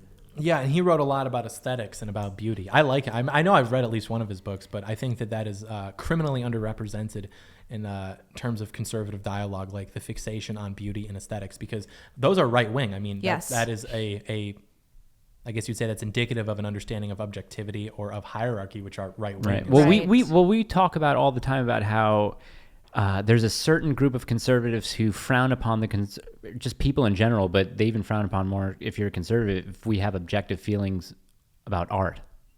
Oh, right. You know, like those guys. And I mean, like, do you think John would agree with your position on androgyny at all? I mean, probably not, because I mean, just the kind of, I don't want to say art. Bring it up though. That okay. That so we saw this. It was you probably saw it was a viral video of this weird dude who thinks he's a they them or whatever, and he's always on TikTok. You will respect us. Yeah. You will respect us. And so I was talking about how, like you talk about beauty. He is ugly. Like, this guy looks awful. He looks disgusting. His makeup is gross. His dress is gross. And so he's not even playing the role of a woman or a they them in a way that is somewhat attractive. And so what we were kind of talking about is how, like, when we talk about what androgyny used to be, it used to be something that was reserved for adults, and it used to be a form of art that was a sort of experiment to have a conversation about gender that was inherently taboo. But androgyny itself recognized that men and women were different, and that you can't just have a man be a woman or a woman be a man, but you can kind of play with the line between men and women in an art form in a way that very specifically is not meant for children. And so now what the trans movement has done is they've taken something that used to be a sort of like interesting art experiment, and they're trying to now make it a mainstream thing that they shove down the throats of children. Yeah. And what androgyny used to be, it actually used to be kind of interesting and mysterious, and in some cases even beautiful, because inherently we knew that it wasn't right, because androgyny not rejects, but it doesn't really lay out the differences between men and women. It kind of like blends them together. But now what the trans movement has done is that they've made it totally ugly, and they've kicked out androgyny as a thought experiment. And instead they've just made it this big pool of nothing where men can be women and women can be men. And so we were talking about kind of how I actually used to like looking at androgynous things. Like, I think David Bowie used to be very interesting, kind of like on, not necessarily on the fringe, but kind of on the fringe, where we knew it wasn't meant for children. We knew that it was a thought experiment, and we knew that it was inherently saying that men and women are different, but let's kind of play with the middle ground here and see what we can do in forms of art. Yeah. And I mean, look at the consequences of that. I don't know. I think that that's kind of playing with matches. Any form of art that seeks to call into question things that we all know are true, I think is inevitably going to lead to like what we have now. You and I discussed this on the way over, how the right is so bad at making art and making culture because we don't know what we actually believe. Like, we don't know what it means to be conservative or to be right wing. And we so don't know what we're conservative. All we can buy into is this caricature of it. And so they'll be like, oh, look at this conservative song I made. And it's a song about low taxes and guns and like things like that. And it's like, you could paint a mural on the side of a building that is just an illustration of a mother cradling a child, and that would be right wing. And the left would get mad about it because they would recognize that. But a conservative wouldn't necessarily. A conservative would walk by and be like, oh, it's mom and a baby. They wouldn't understand that that in itself is a political statement. This is why you have to see the movie Arrival. Oh, yeah, I forgot everything you told me about that, actually. You got to see it. It's great. Yeah, it's implicitly conservative because it's not so in your face on the nose. Mm-hmm. Yeah. But even like the the postmodern art movement that like Jordan Peterson talks about, like that whole point was to call into question, like, well, what even is art? What even is beauty? And you look at like all of our architecture now, it's just disgusting. Our art now is disgusting in a money laundering scheme. And so we don't really know like what is good anymore. We know it when we see it, but we don't know how to create it. Well, that's how we ended up with body positivity. And I think that's one of the biggest disservices to women, is that we are now lying outright to women and telling them that not only is it okay to be fat and sloppy and obese, but they've taken it a step further and they've completely flipped it, and they now say that obese is beautiful. Every body is a beach body. And this is the new healthy. There is literally a Cosmopolitan cover with a fat girl doing some stupid yoga pose, and the title is "This is Healthy!" ! And that's how we've arrived here. So now we've thrown out all standards of beauty, and beauty is necessary in order to have a society that has order. And now we've ushered in this new age where not only is beauty not defined, but we're now calling the ugliest things beautiful and healthy. Yeah, it's a humiliation ritual. I mean, to like be a guy in this country and have to walk by and see like Victoria's Secret models that are like obese or even things like that, it's like that is meant to humiliate you. Look at this, and I have to see some fat woman in underwear and be told with an exclamation point, "This is healthy, this is beautiful." It's like, no, it's not. Like, that is meant to demoralize, and other countries are laughing at us because they are. Do they do that though just because they're good capitalists in a way? They're just trying to sell as much product as possible. They are, yeah. Because I used to work for those digital magazines. I know exactly obviously what they're doing. There's no way that they really believe these things. No, they don't. You know why? Because every single editor in that newsroom eats kale salads for lunch, goes to SoulCycle 4 times a week, weighs herself every week, and wears like a size 2. So obviously they don't actually believe that fat women are beautiful, or else they'd be fat. I mean, it's the very thing of do as I say, not as I do. These women are getting married before they have children. They make sure that they're thin, and they're telling their audience to get abortions and be fat. Have you ever met anyone like Gina before, like on any type of An shows Asian? like this? Not an Asian, but just someone who actually, like, I can tell that she believes in what she says for the most part. And I think a lot of conservative women, especially ones who have their own shows, are just kind of playing a part. I think Sav and I feel like are kind of similar. Yeah. John's like, no. Well, now he doesn't want to think that now that he's in the room with you. Now. Well, anyway, I get really fired up about it because I worked for these companies, and it really makes me sad. I used to look around the editorial room, and all these girls were pretty. They were all pretty, and they had their lives in order, and they took long, luxurious maternity leaves, and they all got married before they had children and got pregnant. And they're telling women to do the complete opposite. Well, that's what it is too, is the same way that a lot of these influencers on social media will do that, but then they'll sell women, hookup culture and all these other things. And it's really a vicious form of like subconscious competition, because women are always in competition with each other. And so if they're in a position of power or influence, they can eliminate competition for themselves by selling to these generations of women in the name of empowerment that they should be doing things to make themselves less valuable and less attractive to men. Right, exactly. The women. You women. I know. What can you do with them? Put them a handmaid's You tale. need to marry them off is what you need to do. This is why I really just don't think that men too should be basing marriage off of love. Because I really do think that so many of the young women, like I have a lot of moms that message me and say, I have a daughter in college. What should I tell her in order to, steer her in the right direction? I tell them, tell her to get married. Because I think that the younger that women are getting married, the more quickly that they will be able to see society in the way that they should. They'll be able to accept order. They'll be able to have more children. And I don't necessarily want to push back, but what I've seen, this is totally anecdotal, and I've noticed this a lot in the South. A lot of young people who get married at younger ages, especially like late teens, early 20s, especially if they come from within like Christian households, from what I've seen, they tend to divorce. I'm really glad you said this, because I just wrote an article about this. Statistically, the demographic that has the lowest rates of divorce, get ready for it, women who marry in their 20s and did not live with their husband before getting married. The lowest rate, like insanely low rates of divorce.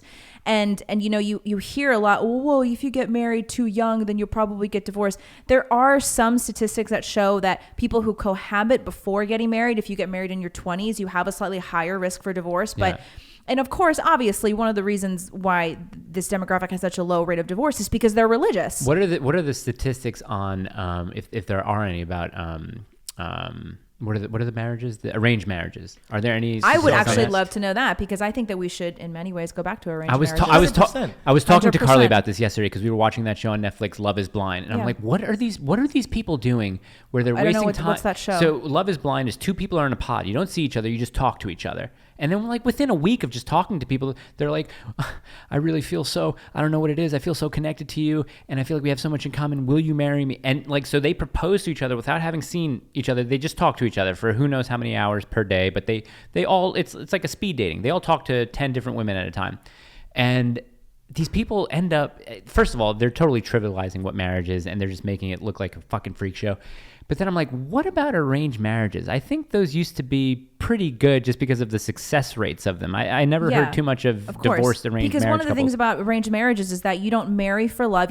So especially when a woman loves a man, that love, the best kind of love between a man and a woman in marriage, is when a woman grows to love the man so much because she deeply respects him and understands that he structures her world and he provides so that she is able to express her femininity in a very healthy way. That's how I feel about my wife. I feel like I've grown to respect her as we've been living together and as we've been married. It's insane. I haven't felt like that about any other woman. Having a child with my husband was the absolute best thing that could have happened for our marriage. And when you go through trials and tribulations with your spouse, like my husband and I had an insane year last year, and that brought us together in ways that you cannot articulate. And so this is why I really think that a return to arranged marriages would be good for men too, but mostly would be best for women. You think so? John, what do you think about that? I am completely in agreement with that. And the reason people will push back on that is because, like you said, they can only conceptualize marriage in terms of a wedding day. Like they think it's always going to be that big celebration,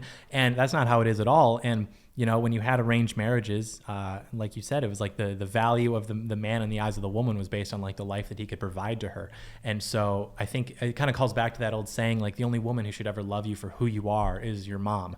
Like, I'm sorry that they're not teaching you in Disney movies that this is the case, but it is. Like, you're never going to sweep a woman off her feet by getting her roses or just being super sweet. It's like, she's not going to respect you. Like, you have to have your own mission and cause independently of her, and that's what's going to make her respect you. And so you kind of looking at marriage as less of this like love story and happily ever after, and more of like, two people locked overnight in like a bank vault or something. I guess we're doing this, better figure it out. And then also if young men and women know that marriages will be arranged, they will spend their younger years, their teenage years, acting very differently because they know that they must be worthy enough to find a worthy partner. They're not going to just piss away their youth. Who's the co-host of You Are Here? Sydney? Yeah, Sydney. That's probably like one of the things I hated. She said, she's like, well, do you date, what did she say? Like, do you date anyone? Like, to or Nick Fuentes. Oh, she said it to Nick? To Nick, What did she say to you that was sort of along this? No, she said something to Kai. She said that she didn't like that he was young and giving advice about. Yeah, she did that, and she ran that back the next night with both Kai and I on the show. And she's very nice, and she's very intelligent, and she's a good friend of mine. But I said this to her then, and I think it's important to think about now is like, she wanted to dismiss everything that we were saying because we're young and don't have any lived experience. She brought up that scene from Good Will Hunting as though it were an argument where Robin Williams says, you can talk about all the colors in the Sistine Chapel, but you've never seen it. Right. And it's like, all right, well, respectfully, why don't you use some of that lived experience then to tell me why my ideas are wrong instead of just saying you're wrong because you're young. It's like maybe you're just a little upset because we're at this level at this age. Kai had a great answer for that. Like the way he talked about it was insane. Yeah. I love the way he basically said that, and I don't want to mess up what he said, but it was something along the lines of, just one of those things like, just because I'm 19 years old doesn't mean I can't have any output onto what I think. And, the Groypers were really going after her when she said something similar to Nick Fuentes. And they were, I mean, obviously she's I think you said, someone said something to you and what did you say? You're like, I'm 21 and equally successful. He said it to Sarah Gonzalez. Right. Cause she was like, I'm married with 2 kids. What are you? And he's like 21 and equally successful. Yeah. Like, what was the context of that? Do you remember savage. what you were talking about? I made some comment and she goes, "Oh, shut up, John." And I was like, women are way too comfortable talking to men like that. And I said something about we need to get Sean Connery back because he used to just have, slapping women. Yeah. Yeah. I mean, it's it's sad that so many young women don't realize that if they were to submit, they would be so much happier. And I'm not just saying Isn't that what Islam is I'm not just saying that to be controversial. That's why Islam doesn't have gender theory. I mean, well, inshallah. I have to ask my husband if I'm allowed to drive. I think not to vote, but you should probably. No, be I allowed mean, to like, drive. honestly, this is going to sound crazy, but one of my favorite things that my husband does is that he approves whether I'm allowed to wear something or not. Like if I buy a new outfit or if we're going somewhere, I'm like, can I wear this? And sometimes he'll be like, no, I don't want you to wear that. And that's actually one of my favorite things that my husband does. And I tweeted that once and people thought I was, being held hostage, which I might be, but it's pretty Women great. like being held hostage. Yeah, we like it. I mean, we hear like about all to these submit. stories. Women, they get kidnapped and all of a sudden they get freed and they're writing the guy love letters and he's in prison. That's why they love Ted Bundy. I think it can't work the other way though. It can't work the other way because here's what I'm saying. It's like I love relationships where the men and women are just they're just so open with everything about each other because they know that they married the right person. I can talk to her about anything. So it's the thing like if I ask my husband, can I wear this? And he's like, no. He's like, I fucking respect it for whatever reason. He's probably right, but I fucking respect it. But guys used to come into the shop that I used to work at this menswear company. Guys used to come into the shop with their wives and guys would be like, I've never had an expensive pair of jeans. What are you wearing? And I was like, oh, these are low straights. They're a bit up there, but if you're going to buy a pair of jeans, you'll have these for the rest of your life. And they'll go into the fitting room. They'll come out and you just see them beaming. Like they love these fucking jeans. And then what always happens? What always fucking happens? This is why I tell men, when you go shopping for something, don't ever bring your wife. You come alone. Okay. And you come alone. But the wife would always look and be like, I don't like it. Really? Yeah. And it would just you would see them die a little bit. I'm like, what is that relationship like? Aww. Because there's no mutual trust there at all. It's just that you're probably incredibly low energy that you can't I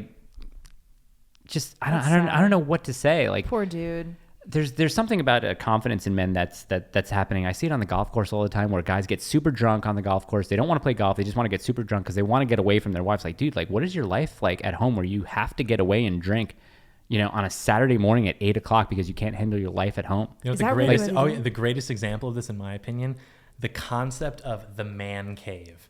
Like you are so cucked in your own household that you've got this little room, and it's the man cave, and you've got all of these caricatures of masculinity on the walls, like man cave rules. I feel like I'm being attacked. Sports on TV, farting allowed, beer cold, and it's just like, bro, this is your house. You can do that, yeah. Like, yeah. No, but he's right in a way. Like I kind of agree with you in the way, though. I told Carly, like when we get a bigger house, like I would like there to be a room just for me that I can work out of, and just kind of like, if I want to clean my guns without the kids walking in, I can do that. You know what I mean? But I understand about the whole sports thing, being far and having the guys over, whatever. Like I can do that at my house. I fart on the couch. Not like a man cave in the sense that the man has to be in the cave, but it's like the man cave in the sense that like no girls allowed. Right. Yeah. No, I never understood that. That's funny.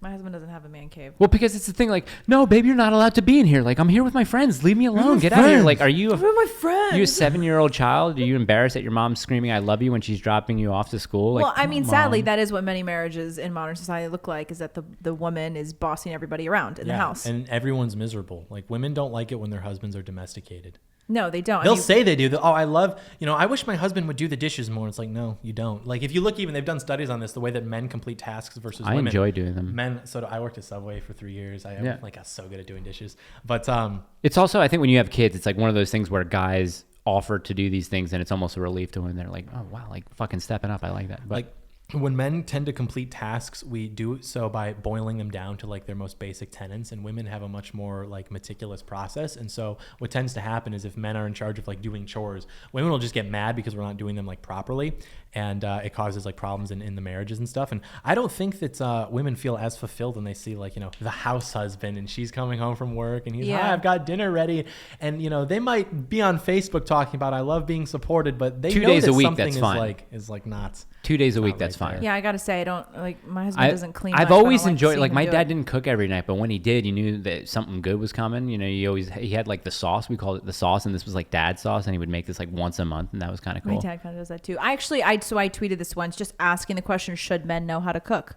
Yeah, and I think so. I was really surprised at what were the responses. I mean, it was overwhelmingly like people were offended that I even asked, because like men are supposed to know how to cook just already. Yeah, which I mean, I guess I don't know. I mean, it's not like men shouldn't cook, but I just really don't think if I were looking for a partner, I would have no. That's not high on. It's not even on the list. Yeah, it's not even on the list for men to know how to cook, because I mean, I don't know. I guess we're just really old school. Like my husband, he knows how to make lasagna, but that's it. But like, he doesn't cook. I think they should. I think that the virtue of how men and women complement each other comes through choice. So it's like, if a woman is submissive to the husband, it's only a virtue if she's truly being submissive and not being dependent. Mm-hmm. So is she capable of sustaining herself and she's choosing to submit to his authority, or is she dependent and she has no other choice? Right. Same thing with a guy. Like, is it virtuous because she's choosing to like, clean your house or cook your meals, or is she doing it because you can't do it for yourself?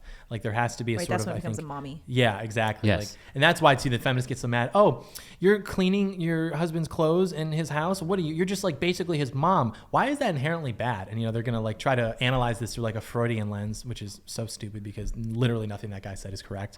But there is something very symbolic about, in a wedding ceremony when like the bride is marched down the aisle by her father, mm-hmm. and she's transferring or he is transferring her like from his possession to like the husband's possession. Right. It's like that is the protector and the provider was the father. Now it's the husband. The same way that like for the boy's entire life, like the mother was the nurturer. She was the one making his house into a home, and now like that's going to be the wife's job. So there is something to be said about that.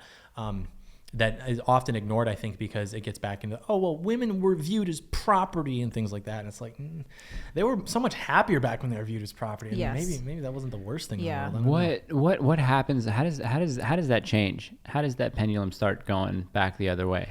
Where you got to change culture first. Well, do you think it's going to be a power? And we have to, I'm going to go in when I take power, and I'm going to have, actually, I don't know if I want to be the guy. I'd like to be like the minister of truth. And I would probably have all of the advertising that condemns being a straight white Christian male just be like mad-libbed to condemning things like divorce and hookup culture and abortion. And overnight, the attitudes would change because the masses are basically lemmings. And so, 100 years ago, you wouldn't be able to find someone to really, like if you just stopped the average person on the street and told them, or asked them why marriage is a good idea, they'd probably just be like, well, it just is. The same way now, if you ask someone, why is divorce okay?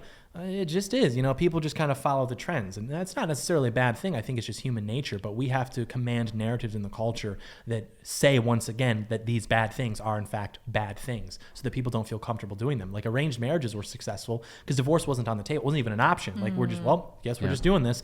Now people are so comfortable with divorce. Like even 60 years ago, if you got divorced, you would be like disinvited from events in the community. People were like, oh my gosh, can you believe they got divorced? But now it's like empowering, like, good, you left him. Good for you. New chapter. And she's like miserable. She's just drinking wine every night. She's well, if you actually see the language around divorce, I mean, I forgot which. This is a great example. Gwyneth Paltrow and Chris Martin, Coldplay guy. The famous conscious uncoupling thing, but the way that she described it, because I was writing a piece on this. If you go back to all the interviews when she talks about the divorce, the way that she frames it and the way that it's framed generally in culture by famous women is, it brought our family closer. Getting divorced? Yes. We are a much stronger family now. I couldn't grow anymore, right? Because there's an obsession get now remarried. There's an obsession now with growth, right? An obsession now with the self and making sure that you're feeding your own desires because that's the only way to grow. And so all these women can talk about with divorce is that they did it to empower themselves. Growth in progress. Growth in itself is not good. I mean, look at cancer. Like, it's not inherently a virtue. Are there any acceptable terms for a divorce in your eyes, you think? Sure. Yeah. If there were like instances of extreme abuse, absolutely. But again, like, but these are like how they do with abortion, with cases of rape or incest. They're the rare examples. Yeah. And even like infidelity. I think that if you're having like an affair, that would be grounds for divorce. But I think I would never marry a woman who would divorce me if like I just made a mistake or something like that. Like I would never marry a woman who would do that because I think that it's different when men cheat. And I'm not like No, yeah. I'm not that guy. However, I can't say for sure. I don't know what's going to happen. Like, what if I get like... It is unfortunate to say that there is a difference when the man cheats and when the woman cheats. But... Because biologically, there just is a difference. That's, I know couples who have kind of had that conversation and they agree that like, I understand that like things happen, but that kind of imposes a responsibility on the husband to know that like, okay, well, if say I got like blacked out and something just happened, my wife's not going to divorce me. That's good. Phew. But that's not a pass. That's not something you can have in the back of your mind. Like, well, I've got like this get out of jail free card. And I also know couples who have had that conversation and the husband does think it's a get out of jail free card. Mm-hmm. And that's like that's just a total betrayal of trust on even a different level because it is kind of taken into context that other conversation that they've had. So, I think the Churchill quote stands in my eyes. Yeah, because as far as I know, and I think most people would probably have the same idea as me when it comes to like hookup culture too. Like when you're younger, you think that's, I don't want to say that because you're young right now and you don't think the same way. But at least when I was younger, I always thought, whatever, I'll calm down at some point. But as I'm single, I'm going to do whatever I want. And then looking back on that now, it's like, that's fucking stupid. It's just so dumb. It's a waste of time. It's a waste of energy. It's immature. It's like, I think it's indicative of like parental issues. Like it's either like you probably are raised by a single mom. And so you're trying to do two things. You're trying to, one, impress a father figure that isn't there. Mm-hmm. And you're also trying to like do that through getting the approval of women, which is what you've had to do for your entire life. And it's like, you as a man are not like cool because you got like access to a bunch of different women's bodies. And that's like, that makes you a man. It's like the idea behind like an attractive man should be that he's attractive because he does good things. And then if he wanted to, he could exploit that to gain access to women. But it's like reading books about how to like pick up chicks and use these lines and hypergamy and run game. And you're like gaining access to their bodies. Like that in itself doesn't make you like cool or good or valuable. Yeah. Have you heard of these, what do they call them? The man coaches or like the alpha male. Have you seen like the fresh and fit dudes? No. Do you know who okay, so they're these dudes fresh and... Rollo Tomasi or something. No. Well, that guy, I don't know. I don't know what the fuck goes on with that. Like, I don't know how anyone takes anything that guy says seriously. Or if that's your example of like he manlyhood. Wrote the Rational Male. Yes. Yeah. I actually think he's pretty smart. I think a lot of what he says is true. Because, you can get into the more, I guess you'd say, degenerate or less moral parts of it. But a lot of what he just tells men is that they have to stop elevating women to a pedestal and understand. Right. Well, this is what, okay, so these guys have a podcast called Fresh and Fit. And what they do is they do their podcast live, but they invite like, I don't know, anywhere between 5 to 10 strippers who just sit with them, and are those those black guys? 2 black dudes? Yeah. Okay. And they're always talking about seen like, those listen, you'll never be worthy of a man because of the life you lead, and the stripper, you're just after them for their money, blah blah blah blah blah. But you're just talking to low energy women. It's like obviously, you're gonna go right over their heads with what you're talking about. So you're not bringing on either submissive women, or you're not bringing I don't want to say independent women because I don't like using that phrase, but just like, if that is the example of who alpha males are, then I think there's a problem, because they're just not even speaking to anyone intelligent to begin with. No, I totally agree. And I really have a problem with like this whole like alpha male culture too, because like what defines a man is like his ability to wield power and like have, some sort of authority or influence over like the world around him. And he should be using that for good. But now what we see with like alpha males, whether it's on the low end of like, I'm a man and my purpose is to smoke marijuana and watch Netflix, or I'm going to become an alpha man, and so I can just pursue different forms of that leisure and hedonism. So now I'm having sex with like, models, or I'm doing cocaine or whatever. It's all the same hedonistic mentality, just at a different scale. No one is preaching an element of like masculinity or like being alpha, where you're like acquiring power and status and using that for good. It's all basically serving the self, but at different levels. So like, every guy who's working, a minimum wage job and getting high and watching porn, he would probably like to be, instead having sex with like models and maybe doing better drugs or something, but he's not. And so he looks at these guys talking about like, oh, alpha males. And it's like, it's just to be at that level where you can, just get higher value degeneracy or hedonism or something like that. There's nothing proactive or positive from it. The guy Andrew Tate. Andrew Tate. Oh, that rings a bell. Who's that guy? What's he do then? He was like some kickboxer. I mean, he basically runs a ring of webcam girls. Oh, I hate that guy. Yeah. I figured you would. Yeah. Wasn't he involved with Jordan Peterson's daughter, actually? Wasn't that a thing? I think that was a thing. I'm not going to say anything. That's not. What does that mean? Sort yourself out. Jeez. What is this Andrew Tate? What does he do? You brought him up. I want to know what he does. So he runs a ring of webcam girls, essentially. He runs a webcam service, and he makes tons of money. But he has this online community of men, and he like teaches them how to get any girl that they want. He charges them, right? Yeah, he charges. I think he charges a ton of money. Not to be trusted. Yeah. And, there are people too who are going to see stuff like that and be like, well, that's just smart. He's making money. Making money is not inherently good. If you can figure out how to make money in bad ways, you are like a bad person. Like you think you're like reinventing selling your soul, or like sacrificing your virtue at the morality or at the altar of wealth or status or whatever. It's like, that's not smart. I've talked to people who think it's like smart to screw people over, whether that's in terms of like, usury or, OnlyFans or anything like that, where NFTs. you're taking advantage of people to make money, and that makes you a bad person. Like we can't have economic systems that incentivize that type of conduct. Like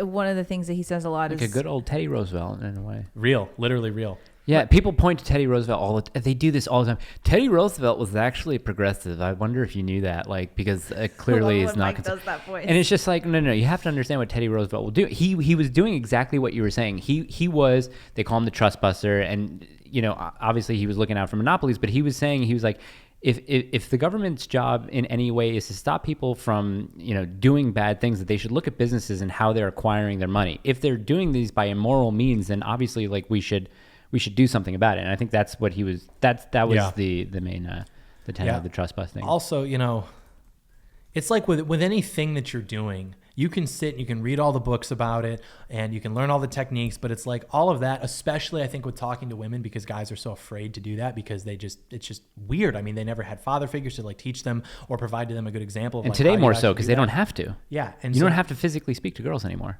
Hence the pods. True. Hence the pods. You're talking, but you're not seeing them. So there are all these guys now, and they're spending all this money on courses, and they're telling themselves, all right, I've got to get my education. And one of these days, I'm going to go out in the field, and I'm going to like epically run game. But like talking to girls is like, it's like a muscle. Like you have to actually do it in order to like get better at it. I had great game. Like that. I had great game. I'm not going to prop myself up, but I was never scared to talk to a girl, ever. Didn't matter who. How do you meet girls, John? Oh, man, you really want to know? Yeah, tell me. I'd like to know. Or are you getting married soon? When are you getting married? I think of myself Don't you as, want to spread your seed? as not a salesman, but more of like a middle manager. So like I'm not out there door knocking, looking for girl, running game, cold approaching. But if something comes across my desk, I will take a look. That's kind of how comes across my desk. Yeah, that's kind of how I look at it. But I'm sure you have a lot of your female followers who propose to you often, huh? Yeah. They want to bear your children. Yeah, a lot of feds in there, but it is what it is. Oh God. Do you have that problem? Do you get that problem? What? Do you think they're definitely feds? I don't think they're all DMing feds, you, but or they're just commenting on your stuff? more likely they're like leftists who are trying to like get me to like, you know, respond to like an email and say something like, oh yeah, you know, maybe we should, you know, exchange phone numbers or something, so they can like make fun of me, like, haha, he thought that this was an actual person, haha. So I just usually don't respond. Did I DM you or did I text? No, I DM'd you. You text right? me.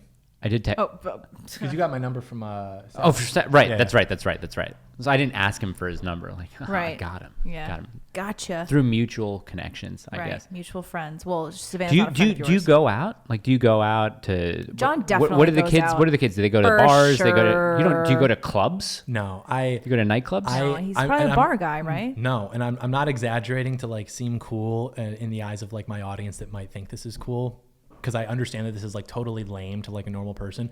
Being in environments like that makes me depressed. I can't do it. Oh, like yeah, no way. I've only Okay. gone out to like one like club on Halloween, I think, and I went with these girls. And because they wanted to go, and I'm there, and I'm like, literally, I want to kill myself. And then they were like, you need to drink so that you'll have fun. And I was like, you don't understand. If I start drinking, I'm not all of a sudden going to like snap out of this and start dancing. It's just going to make me more willing to go up to people and be like, you're a sinner. You're just like, just. So I was like, I don't know if you want to do that, but no, that's not like fun to me. I like to go do like adventurous things that are like kind of dangerous. Like what? I like to go longboarding, like down very steep hills. I like to kind of hurt myself. It's kind of like masochistic in a way. I like to remind myself that I'm not like this fragile being. So I like to, like, there's a street by my apartment, and it's not steep, but it goes for a really long way at a slight incline. So I can easily break like 45 miles an hour. And I like to just like fall into the grass sometimes, just stuff like that. Just throw myself. While I'm young, you know, I like to go hiking. It's just inherent masculinity. Real. Look at the dude free climbing. That dude who I like to who punch. died. Alex I like to Honnold. punch like things that like my steering wheel, drywall, punching bags, women, just anything that I'm probably not supposed to be punching. Like at any given time, my Oops. knuckles are like messed up. That's gonna make the. That'll be on the TikTok Yeah. reel for Yeah, sure. In 100%. self-defense, you know, so many women, they come up to me and they try to do untoward things to me, and they create self-defense situations, and I have to defend myself and my bodily autonomy, because it is my body, My and my body, my choice, choice. and I do not consent. And so they deserve That's it. right. They That's a have Bill what is Burr coming joke. to So them. brave. That's a Bill Burr joke too. It's Oh, like is it? no one should ever, for any reason, under any circumstances, hit a woman. And he's like, oh really? Let's think about this situation. I haven't I heard come that home, one. I find my wife cheating. She takes all my money through a divorce. She takes my kids away. I have nowhere to live. I live in now 1-bedroom studio apartment. I have nothing going for me. I have no job. No reason? You want me to keep going? It just My goes on and God, on. that sounds like Bill Burr. I don't there's think no- I'm saying this like it's a verb. I don't think I've ever actually hit a woman. I'm trying to think. Have you, Mike? Back in like maybe No, I've kicked a elementary woman out of my school. car before. Oh, Not physically kicked, but I'm like, get the fuck out. get out. Yeah. Get out. Oh, I've done that. That was a really funny situation, and a buddy of mine, we talked about writing a short about it, and this is after I got hurt. He made the short, so it's this really highly produced with actual like real life actors in this 10-minute short called First Date, which I got a story by credits on my IMDb. But it's that was the time I kicked a girl out of my car because, long story short, we met on Tinder. I was living in LA. And we wanted to go to the movies, so I picked her up. I said, I'm going to pick you up. We're in the car talking, and she talked about her time living in Alaska, and she did some work as, not a bartender, but like a cocktail server for an underground poker room. And she was talking to me about it and saying how sleazy it was, and I was like, oh, I bet, were you in a bikini walking around with the drinks? And she was like, why would you say that? And I said, why would I say what? And she was like, why would you care about what I was wearing, and especially that I'm wearing a bikini? And I was like, well, I used to go to underground poker rooms on Long Island all the time. I know what those girls look like. I'm wondering if, these were the same type of rooms. And she was like, yeah, this isn't going to work if you're just going to make some weird comments like that or whatever. And I was like, oh, okay, sorry. Bye. That No, was but the then, right thing. but then in the car, I can't remember what it was. She asked me a question that was way too personal. I can't remember what the exact words were. I think it was something along the lines of, How many women have you slept with? something like that. And I was like, that's none of your fucking business. Like, if I can't talk to you about what you were wearing at a job, you're not going to talk to me about my sex life. And I don't think this is going to work. We shouldn't see this movie. And she was like, are you serious? I was like, yeah, I'm serious. I'm turning around. So I turn around. I put on my music. I think I was listening to Schoolboy Q. And she turned it down. She turned it down. And I was like, excuse me. And she says, I'm really uncomfortable right now and this music isn't helping. And I was like, well, if you'd like, I can put on Bach or Mozart, something that's a little bit more pleasant. And she was like, no, this isn't going to work. Just leave it off. And I was like, no, you're not in my car anymore. Sorry, I can't. I pulled into a 7-Eleven. I kicked her out. 7-Eleven. I was going to ask if it was on the side of the road. She's like, you're just going to leave me here? I was like, you have an Uber. Bye. Wow. You have a phone, call an Uber. That was the only time I've ever done that. No, but I've never physically. I don't think I've ever physically like a strong-armed a woman before. The funniest women I've ever known have been funny not by trying to like imitate male humor, but by like almost embracing like their femininity and like using that against. So like example. There was a girl in my high school. She was so funny. Like the only like one of 3 women I've ever met who were like funny to me. I don't know. I know. I don't think women are funny. Neither do I. But I cannot name a single funny female comedian. This I girl, like Natasha Leggero. She would. She is kind of funny. She would like. Yeah, we had cute. orchestra together. We were in the orchestra, and at the end of class, because we'd have to put our instruments away, we had like 10 minutes where everyone was just standing around. What'd you play? Cello. Okay. And so she would come up to me, instrument. and she would just start like trying to like start shit with me, and then I would like do it back to her, and then she would look at me for a second, and then she'd just go, and she'd fall down and be like, "Ow, John, that really hurt that time." And I'd just be like, "What do you do?" And then people would start to like walk over and be like, "Did you just hit her?" And I'm like laughing. I'm like, "No." And she's like, "Oh," she's like freaking out. And this mob of kids would come over. "You just hit her?" And then the teacher would come over like, "John, what is wrong? What happened?" And like she just kept crying. Did you really hit her? No, though? I did not. But it was funny because she knew that she could like play that sort Why of like aren't you two married right now? She's the one that got away, isn't she? Oh. This is what I'm saying. This is like, I understand him now. I get it. Yeah. It is what it is, So when are you getting married? Years down the line, I don't know. I have to focus on my mission right now. I have to acquire the will to power. At some point, we will, start accepting the wife applications, and we'll get that sorted out. But like I said, I like that applications. I am the middle manager. Would you have there'd be no aspiration to ever run for any sort of political office? I wouldn't say as that. it is right now. I would not say that. You don't think so? You would?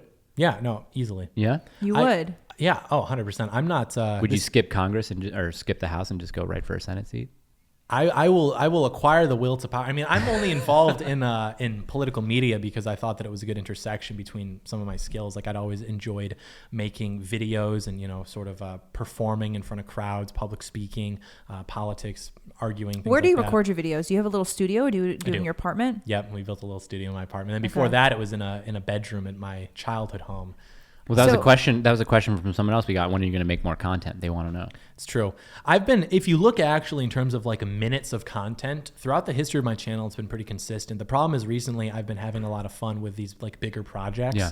And so they just take longer to produce. Exactly. Yeah. So I'm going to try to get down to a shorter video length and then do so. Do more it on frequently. your own time. If you like the long form stuff, because I seem to like that too, That's what just I'm because there's thinking. so much information. In my opinion, there are very few people putting out better right-wing content on YouTube than myself. And like I'm trying these to think. 15-year-old kids are getting mad at me because they want more now. And it's like, well, these things take time. I'm very particular with my process. I'm kind of a You might be perfectionist. right. I don't know so. if I know anyone else putting out right-wing content on YouTube that is better. And content, See, I not didn't like a wanna say that podcast or a because- show No, or anything like that. content. Yeah. I'm very humble, but I think that is the case. Especially, I mean, I know you didn't do this part of the video yourself, but the first part of the Satanism and liberalism video of the Paul Harvey speech. Yeah, I mean, I thought that was great. I'm actually trying to think right now. Is there anybody that does? I'm that thinking does too. I'm really 'cause thinking. Really, the only content that I ever consume on YouTube, I don't necessarily even consume it. I just see it like on my homepage or whatever. Is PragerU videos that do like the produced videos and stuff like that. But I don't think there are any. So you edit all your videos, and you don't have like a producer who's running the cameras and stuff. It's all you. Mm-hmm. Yeah. Wow. Can Takes you a lot think of of any? work. I think most right wing or conservative political content is our shows. Yeah. Right. They're these types of shows. They are. You guys yeah. know this because you make content. It takes a long time. It does. And Especially if these you do it people, yourself. like, because I've been uploading less frequently. So not only am I doing the Heck Off Comedy stuff on YouTube, I'm also working on a few other side projects, and other collaborations. There's a lot like behind the scenes in terms of moving pieces. Then Well, I do tell.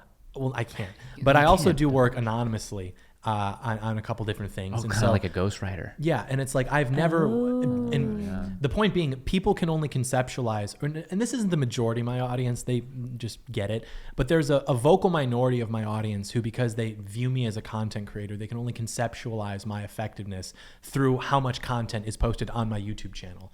And they kind of misunderstand my entire goal, I guess, because I never wanted to be a YouTuber per se.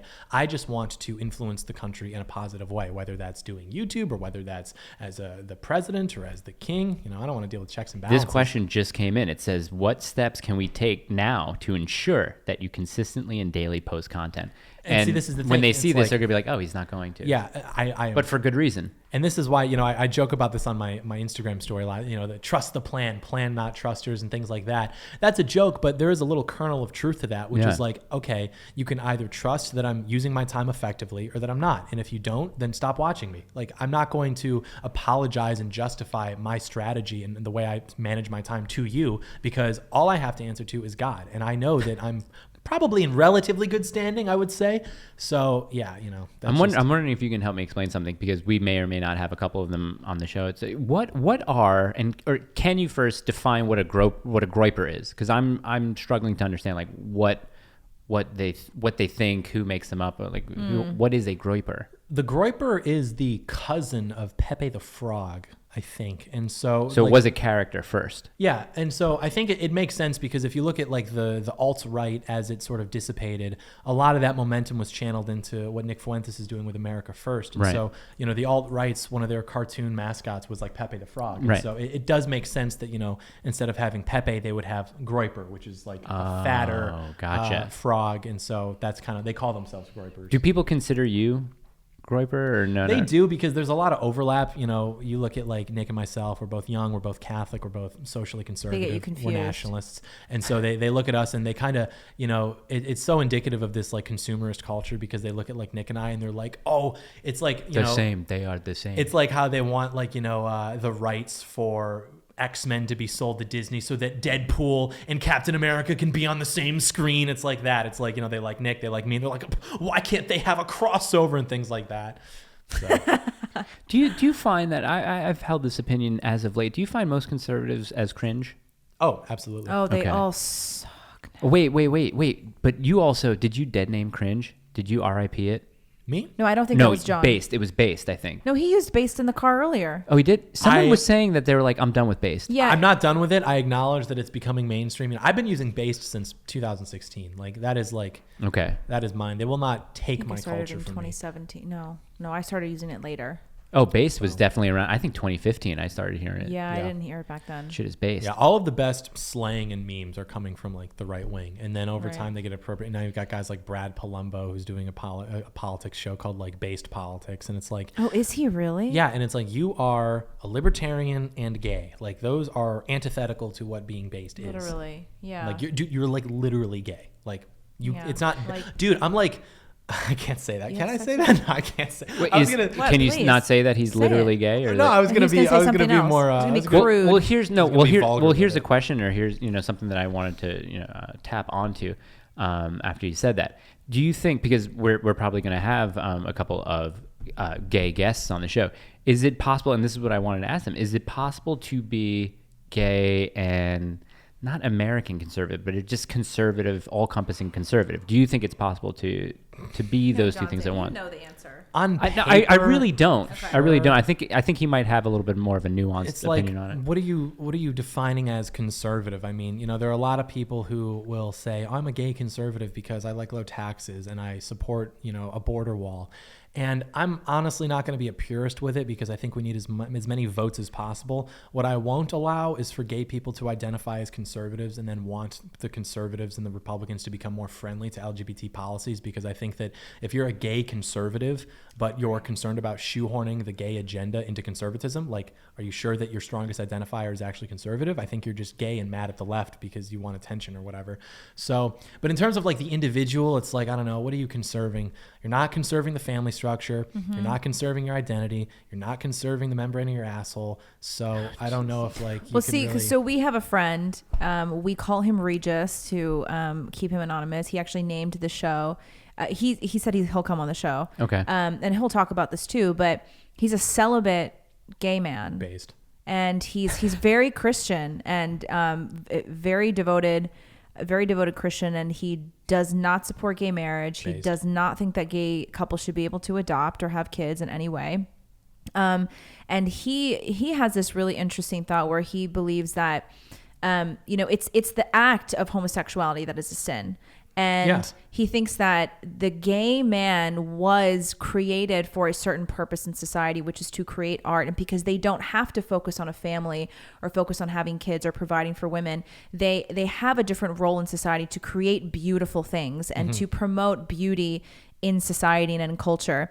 But it's really interesting because he has been celibate for years. Yeah. And so that is a very rare person that, is a true gay conservative, Yeah. And no one talks about that too. They'll say, well, God made me this way. And it's like, all of us have temptations and desires to do things that are bad. And like, just because yours is that thing doesn't mean it's like any less bad. Like, I don't know what your test is. I don't know what your plan is. It could very well be that. I've never heard that before, but that sounds interesting. And I don't presume to know the plan, but it's like the same way that a man might be tempted to have premarital sex with a woman, a man might be tempted to have what he would call sex with another man. And it's just like, these are all things that we're still not so, it's not, I mean, I hate that we have to use like sex and attach all these modifiers to it. Like, anal sex. It's like, what is that? Yeah. But also there's another thing. There's a great author. His name is Christopher Yuan. He'll come on the show.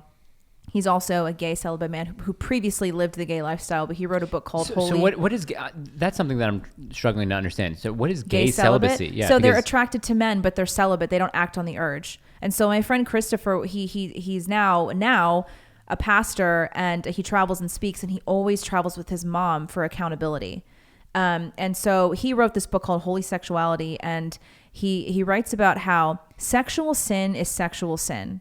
And our culture has put so much more emphasis on the sexual sin of homosexuality, but we let premarital sex slide. Yeah. But in God's eyes, sexual sin is sexual sin. Okay. And I think that's a really interesting thing because arguably, I mean, of course, premarital sex has just as much of a negative effect on society as celebrating homosexuality. But he talks about how many Christian parents, they won't say anything if their daughter or their son is living with their boyfriend or girlfriend before marriage, and they won't condone premarital sex, but they will be so deeply upset if their son comes to them and tells them that he's gay.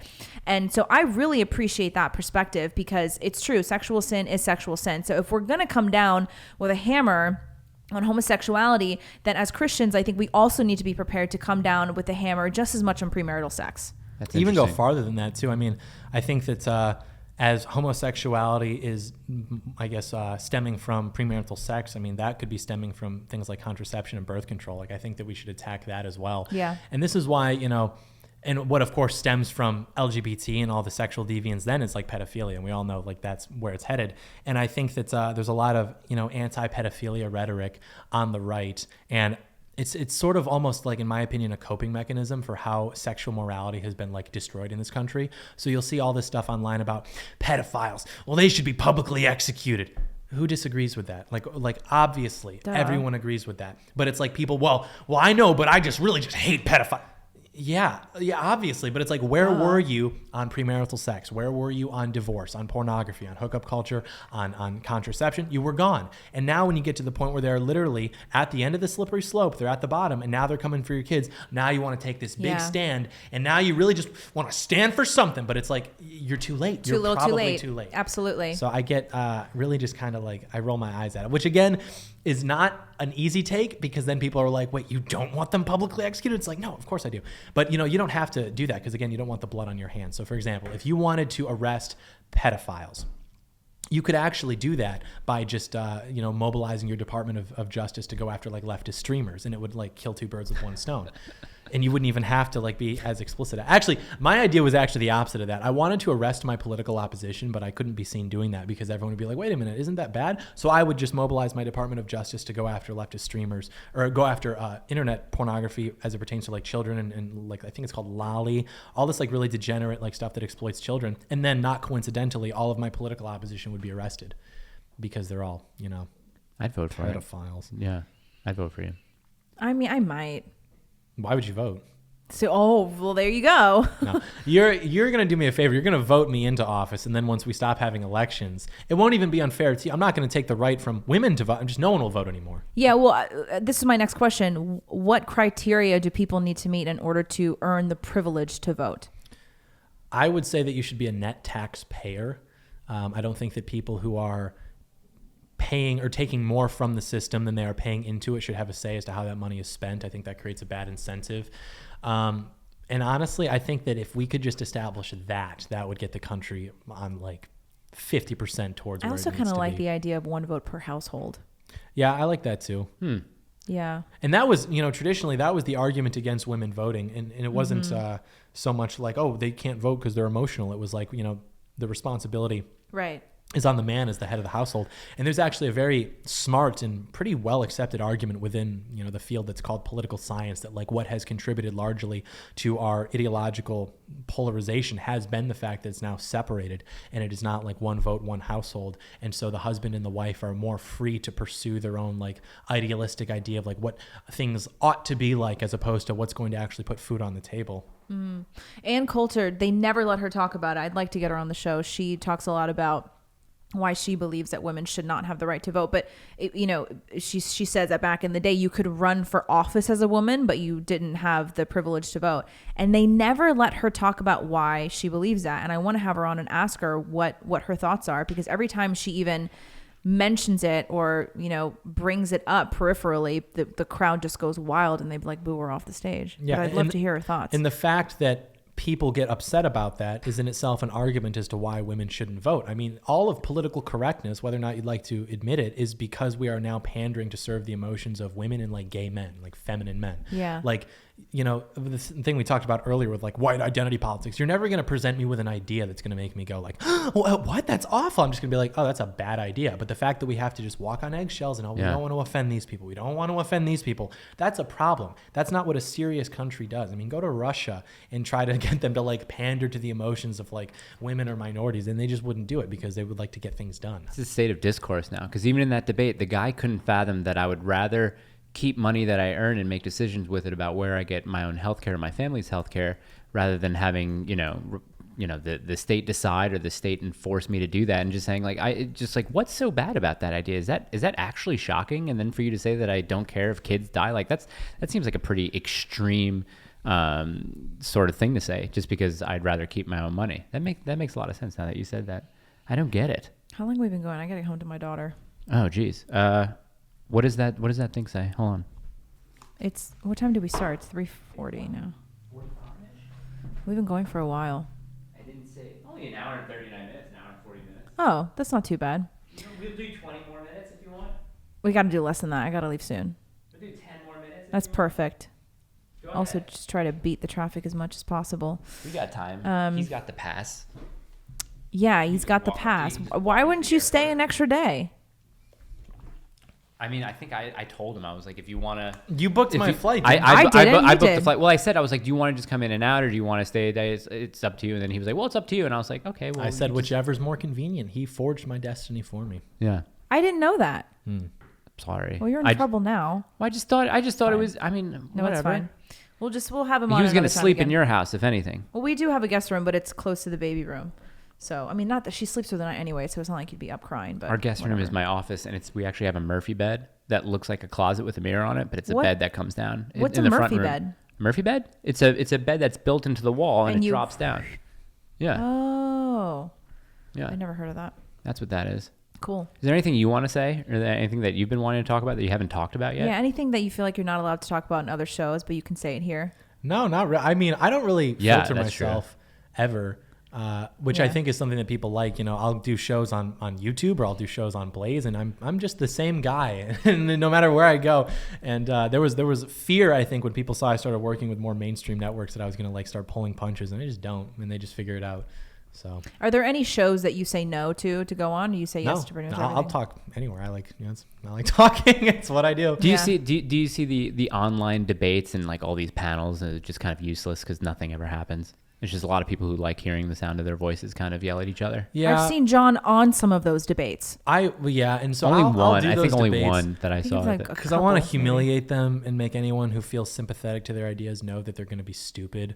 But I like with what you're talking about with that guy who's just harassing you, stand by your ideas. I won't do that because it's not worth my time. Right. Like I would like to do public debates where I humiliate the other person and make them look foolish. And I even say I don't even want to necessarily have. I don't even necessarily want to have debates. Rather, just conversations with people where we're just not even talking about anecdotal or our own experiences, just have rational conversations. Because once people start citing all this data and they have everything memorized, and it's just like, dude, are we having an honest conversation here? I refer to this study. Because they're incapable of original thought, and they can't actually like view a data set and infer a conclusion. That's the from average IQ on So all they can do is use studies and articles like Pokemon cards. Like if you ask a leftist what their argument is going to be the title of the study. Like, such and such leads to such and such. That's my argument.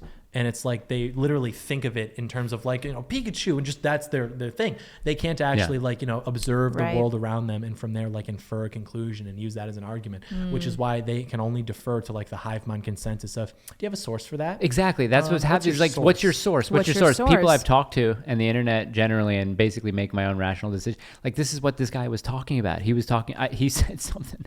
He was like, well, 60% of people who go into debt and who file for bankruptcy are due to medical bills or whatever.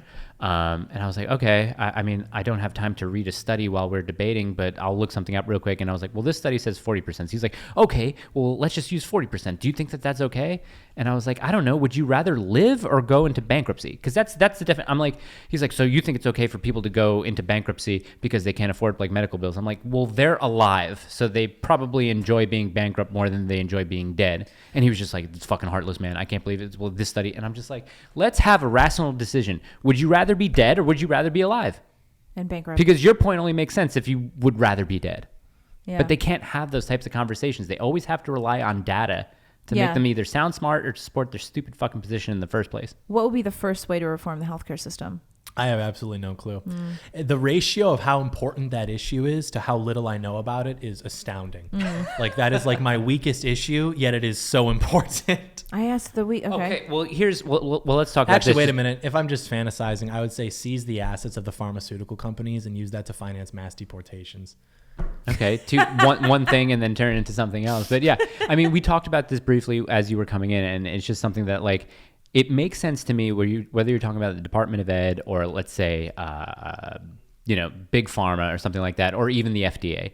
This guy was saying that he wants the FDA to be more powerful to set more regulations so that people aren't harmed. And I said, well, that hasn't been going well. The FDA has only been growing for the past 60 years, and look at the shit that we're still in.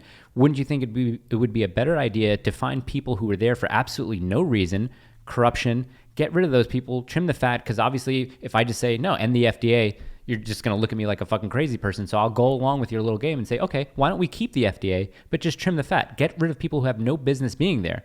And he's like, well, that doesn't make sense, because if you put new people in there, who gives them power? Like, who decides what to regulate? And I was like, well, you have to make good policy. You get rid of shit people. He's like, but that's still regulations. That's what we were talking about. Department of Ed. Who makes decisions? Anyone who makes a decision is in favor of regulations. So I just don't understand how to bring deal back with dueling. That's what I'm saying. That's what I've talked about. Mike says that all the time. I mean, I actually think it's not a bad idea. I wanted to come up with an app called Duel. So if you're fighting with someone on Instagram, you can challenge them third party. There would be a link in Instagram, like a little button you can press where it's like, oh, notification, this guy challenged me to a duel because we've been fighting. So either you slam your phone as fast as you can, you know what I mean? Whoever wins the duel, they're not allowed to respond to your comments anymore, or you can actually challenge them to a physical fight. Yeah. I think it's good for men to fight. Do you fight, John? I've been in fights, but no, I totally agree. I mean, drywall. Without that, that's, talk about white identity.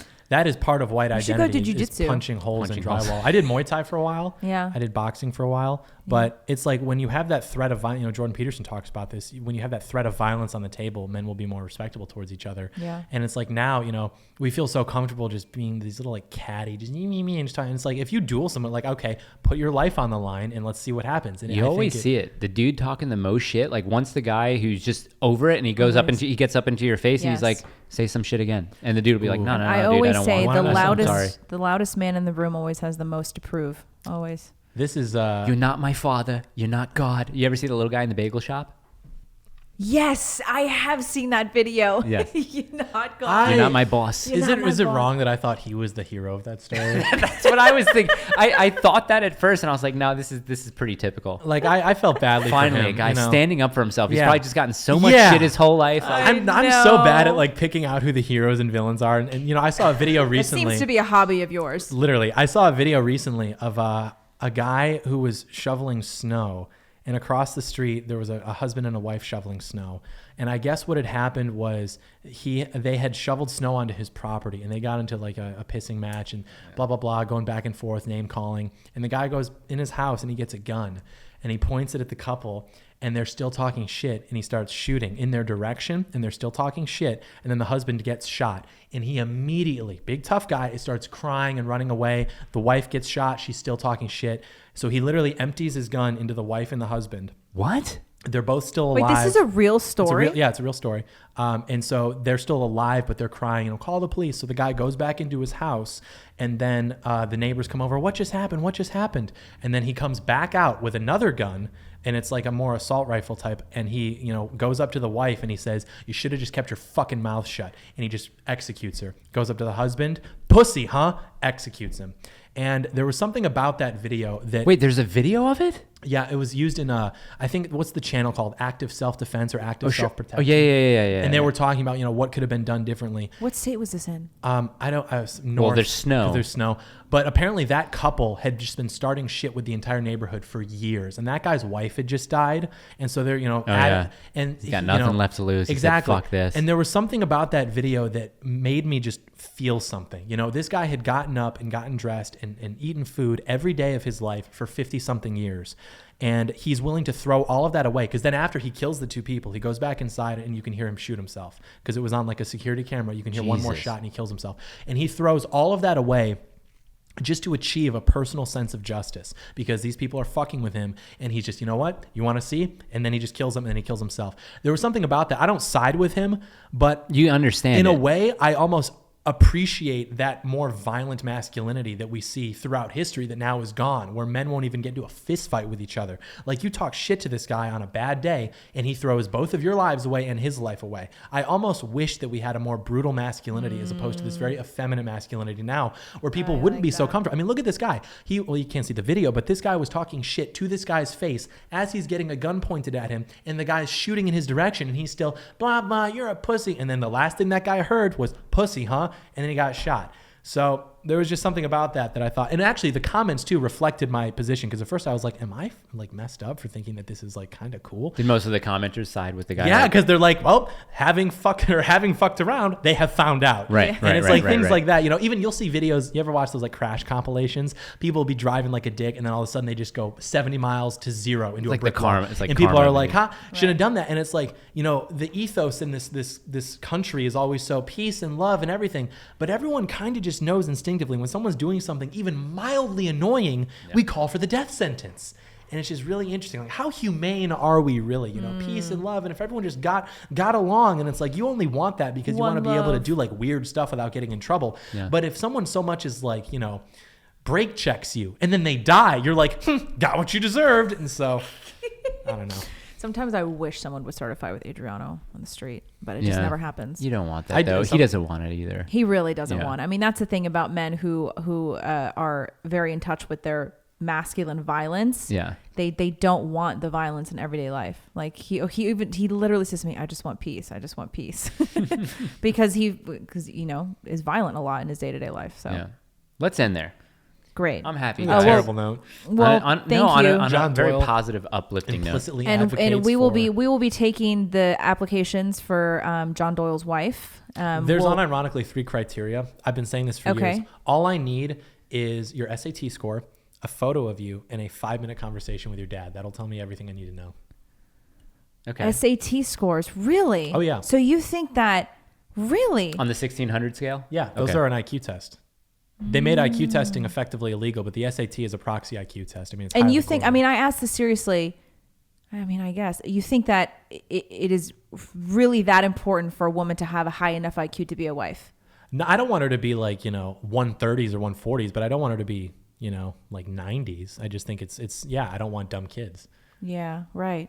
So SAT scores, 5-minute conversation with dad. Yep. And what was the third one? Just a photo. A photo. Oh yeah, a photo, of course. A video intro, like, hi, I'm so and so. Yeah, what if she has a weird voice? Yeah, you got to have a video because she talks like this. You're not going to be able to procreate with that. I mean, Right. happily anyway. Right. Unless you tape her mouth shut. Right. And she'd probably be into it too. That's the thing. Yeah, but you have to hear her talk for the rest of her life, like unless you tape her mouth shut forever. Well, she knows what she's getting into with John, so she'd probably be okay with not speaking.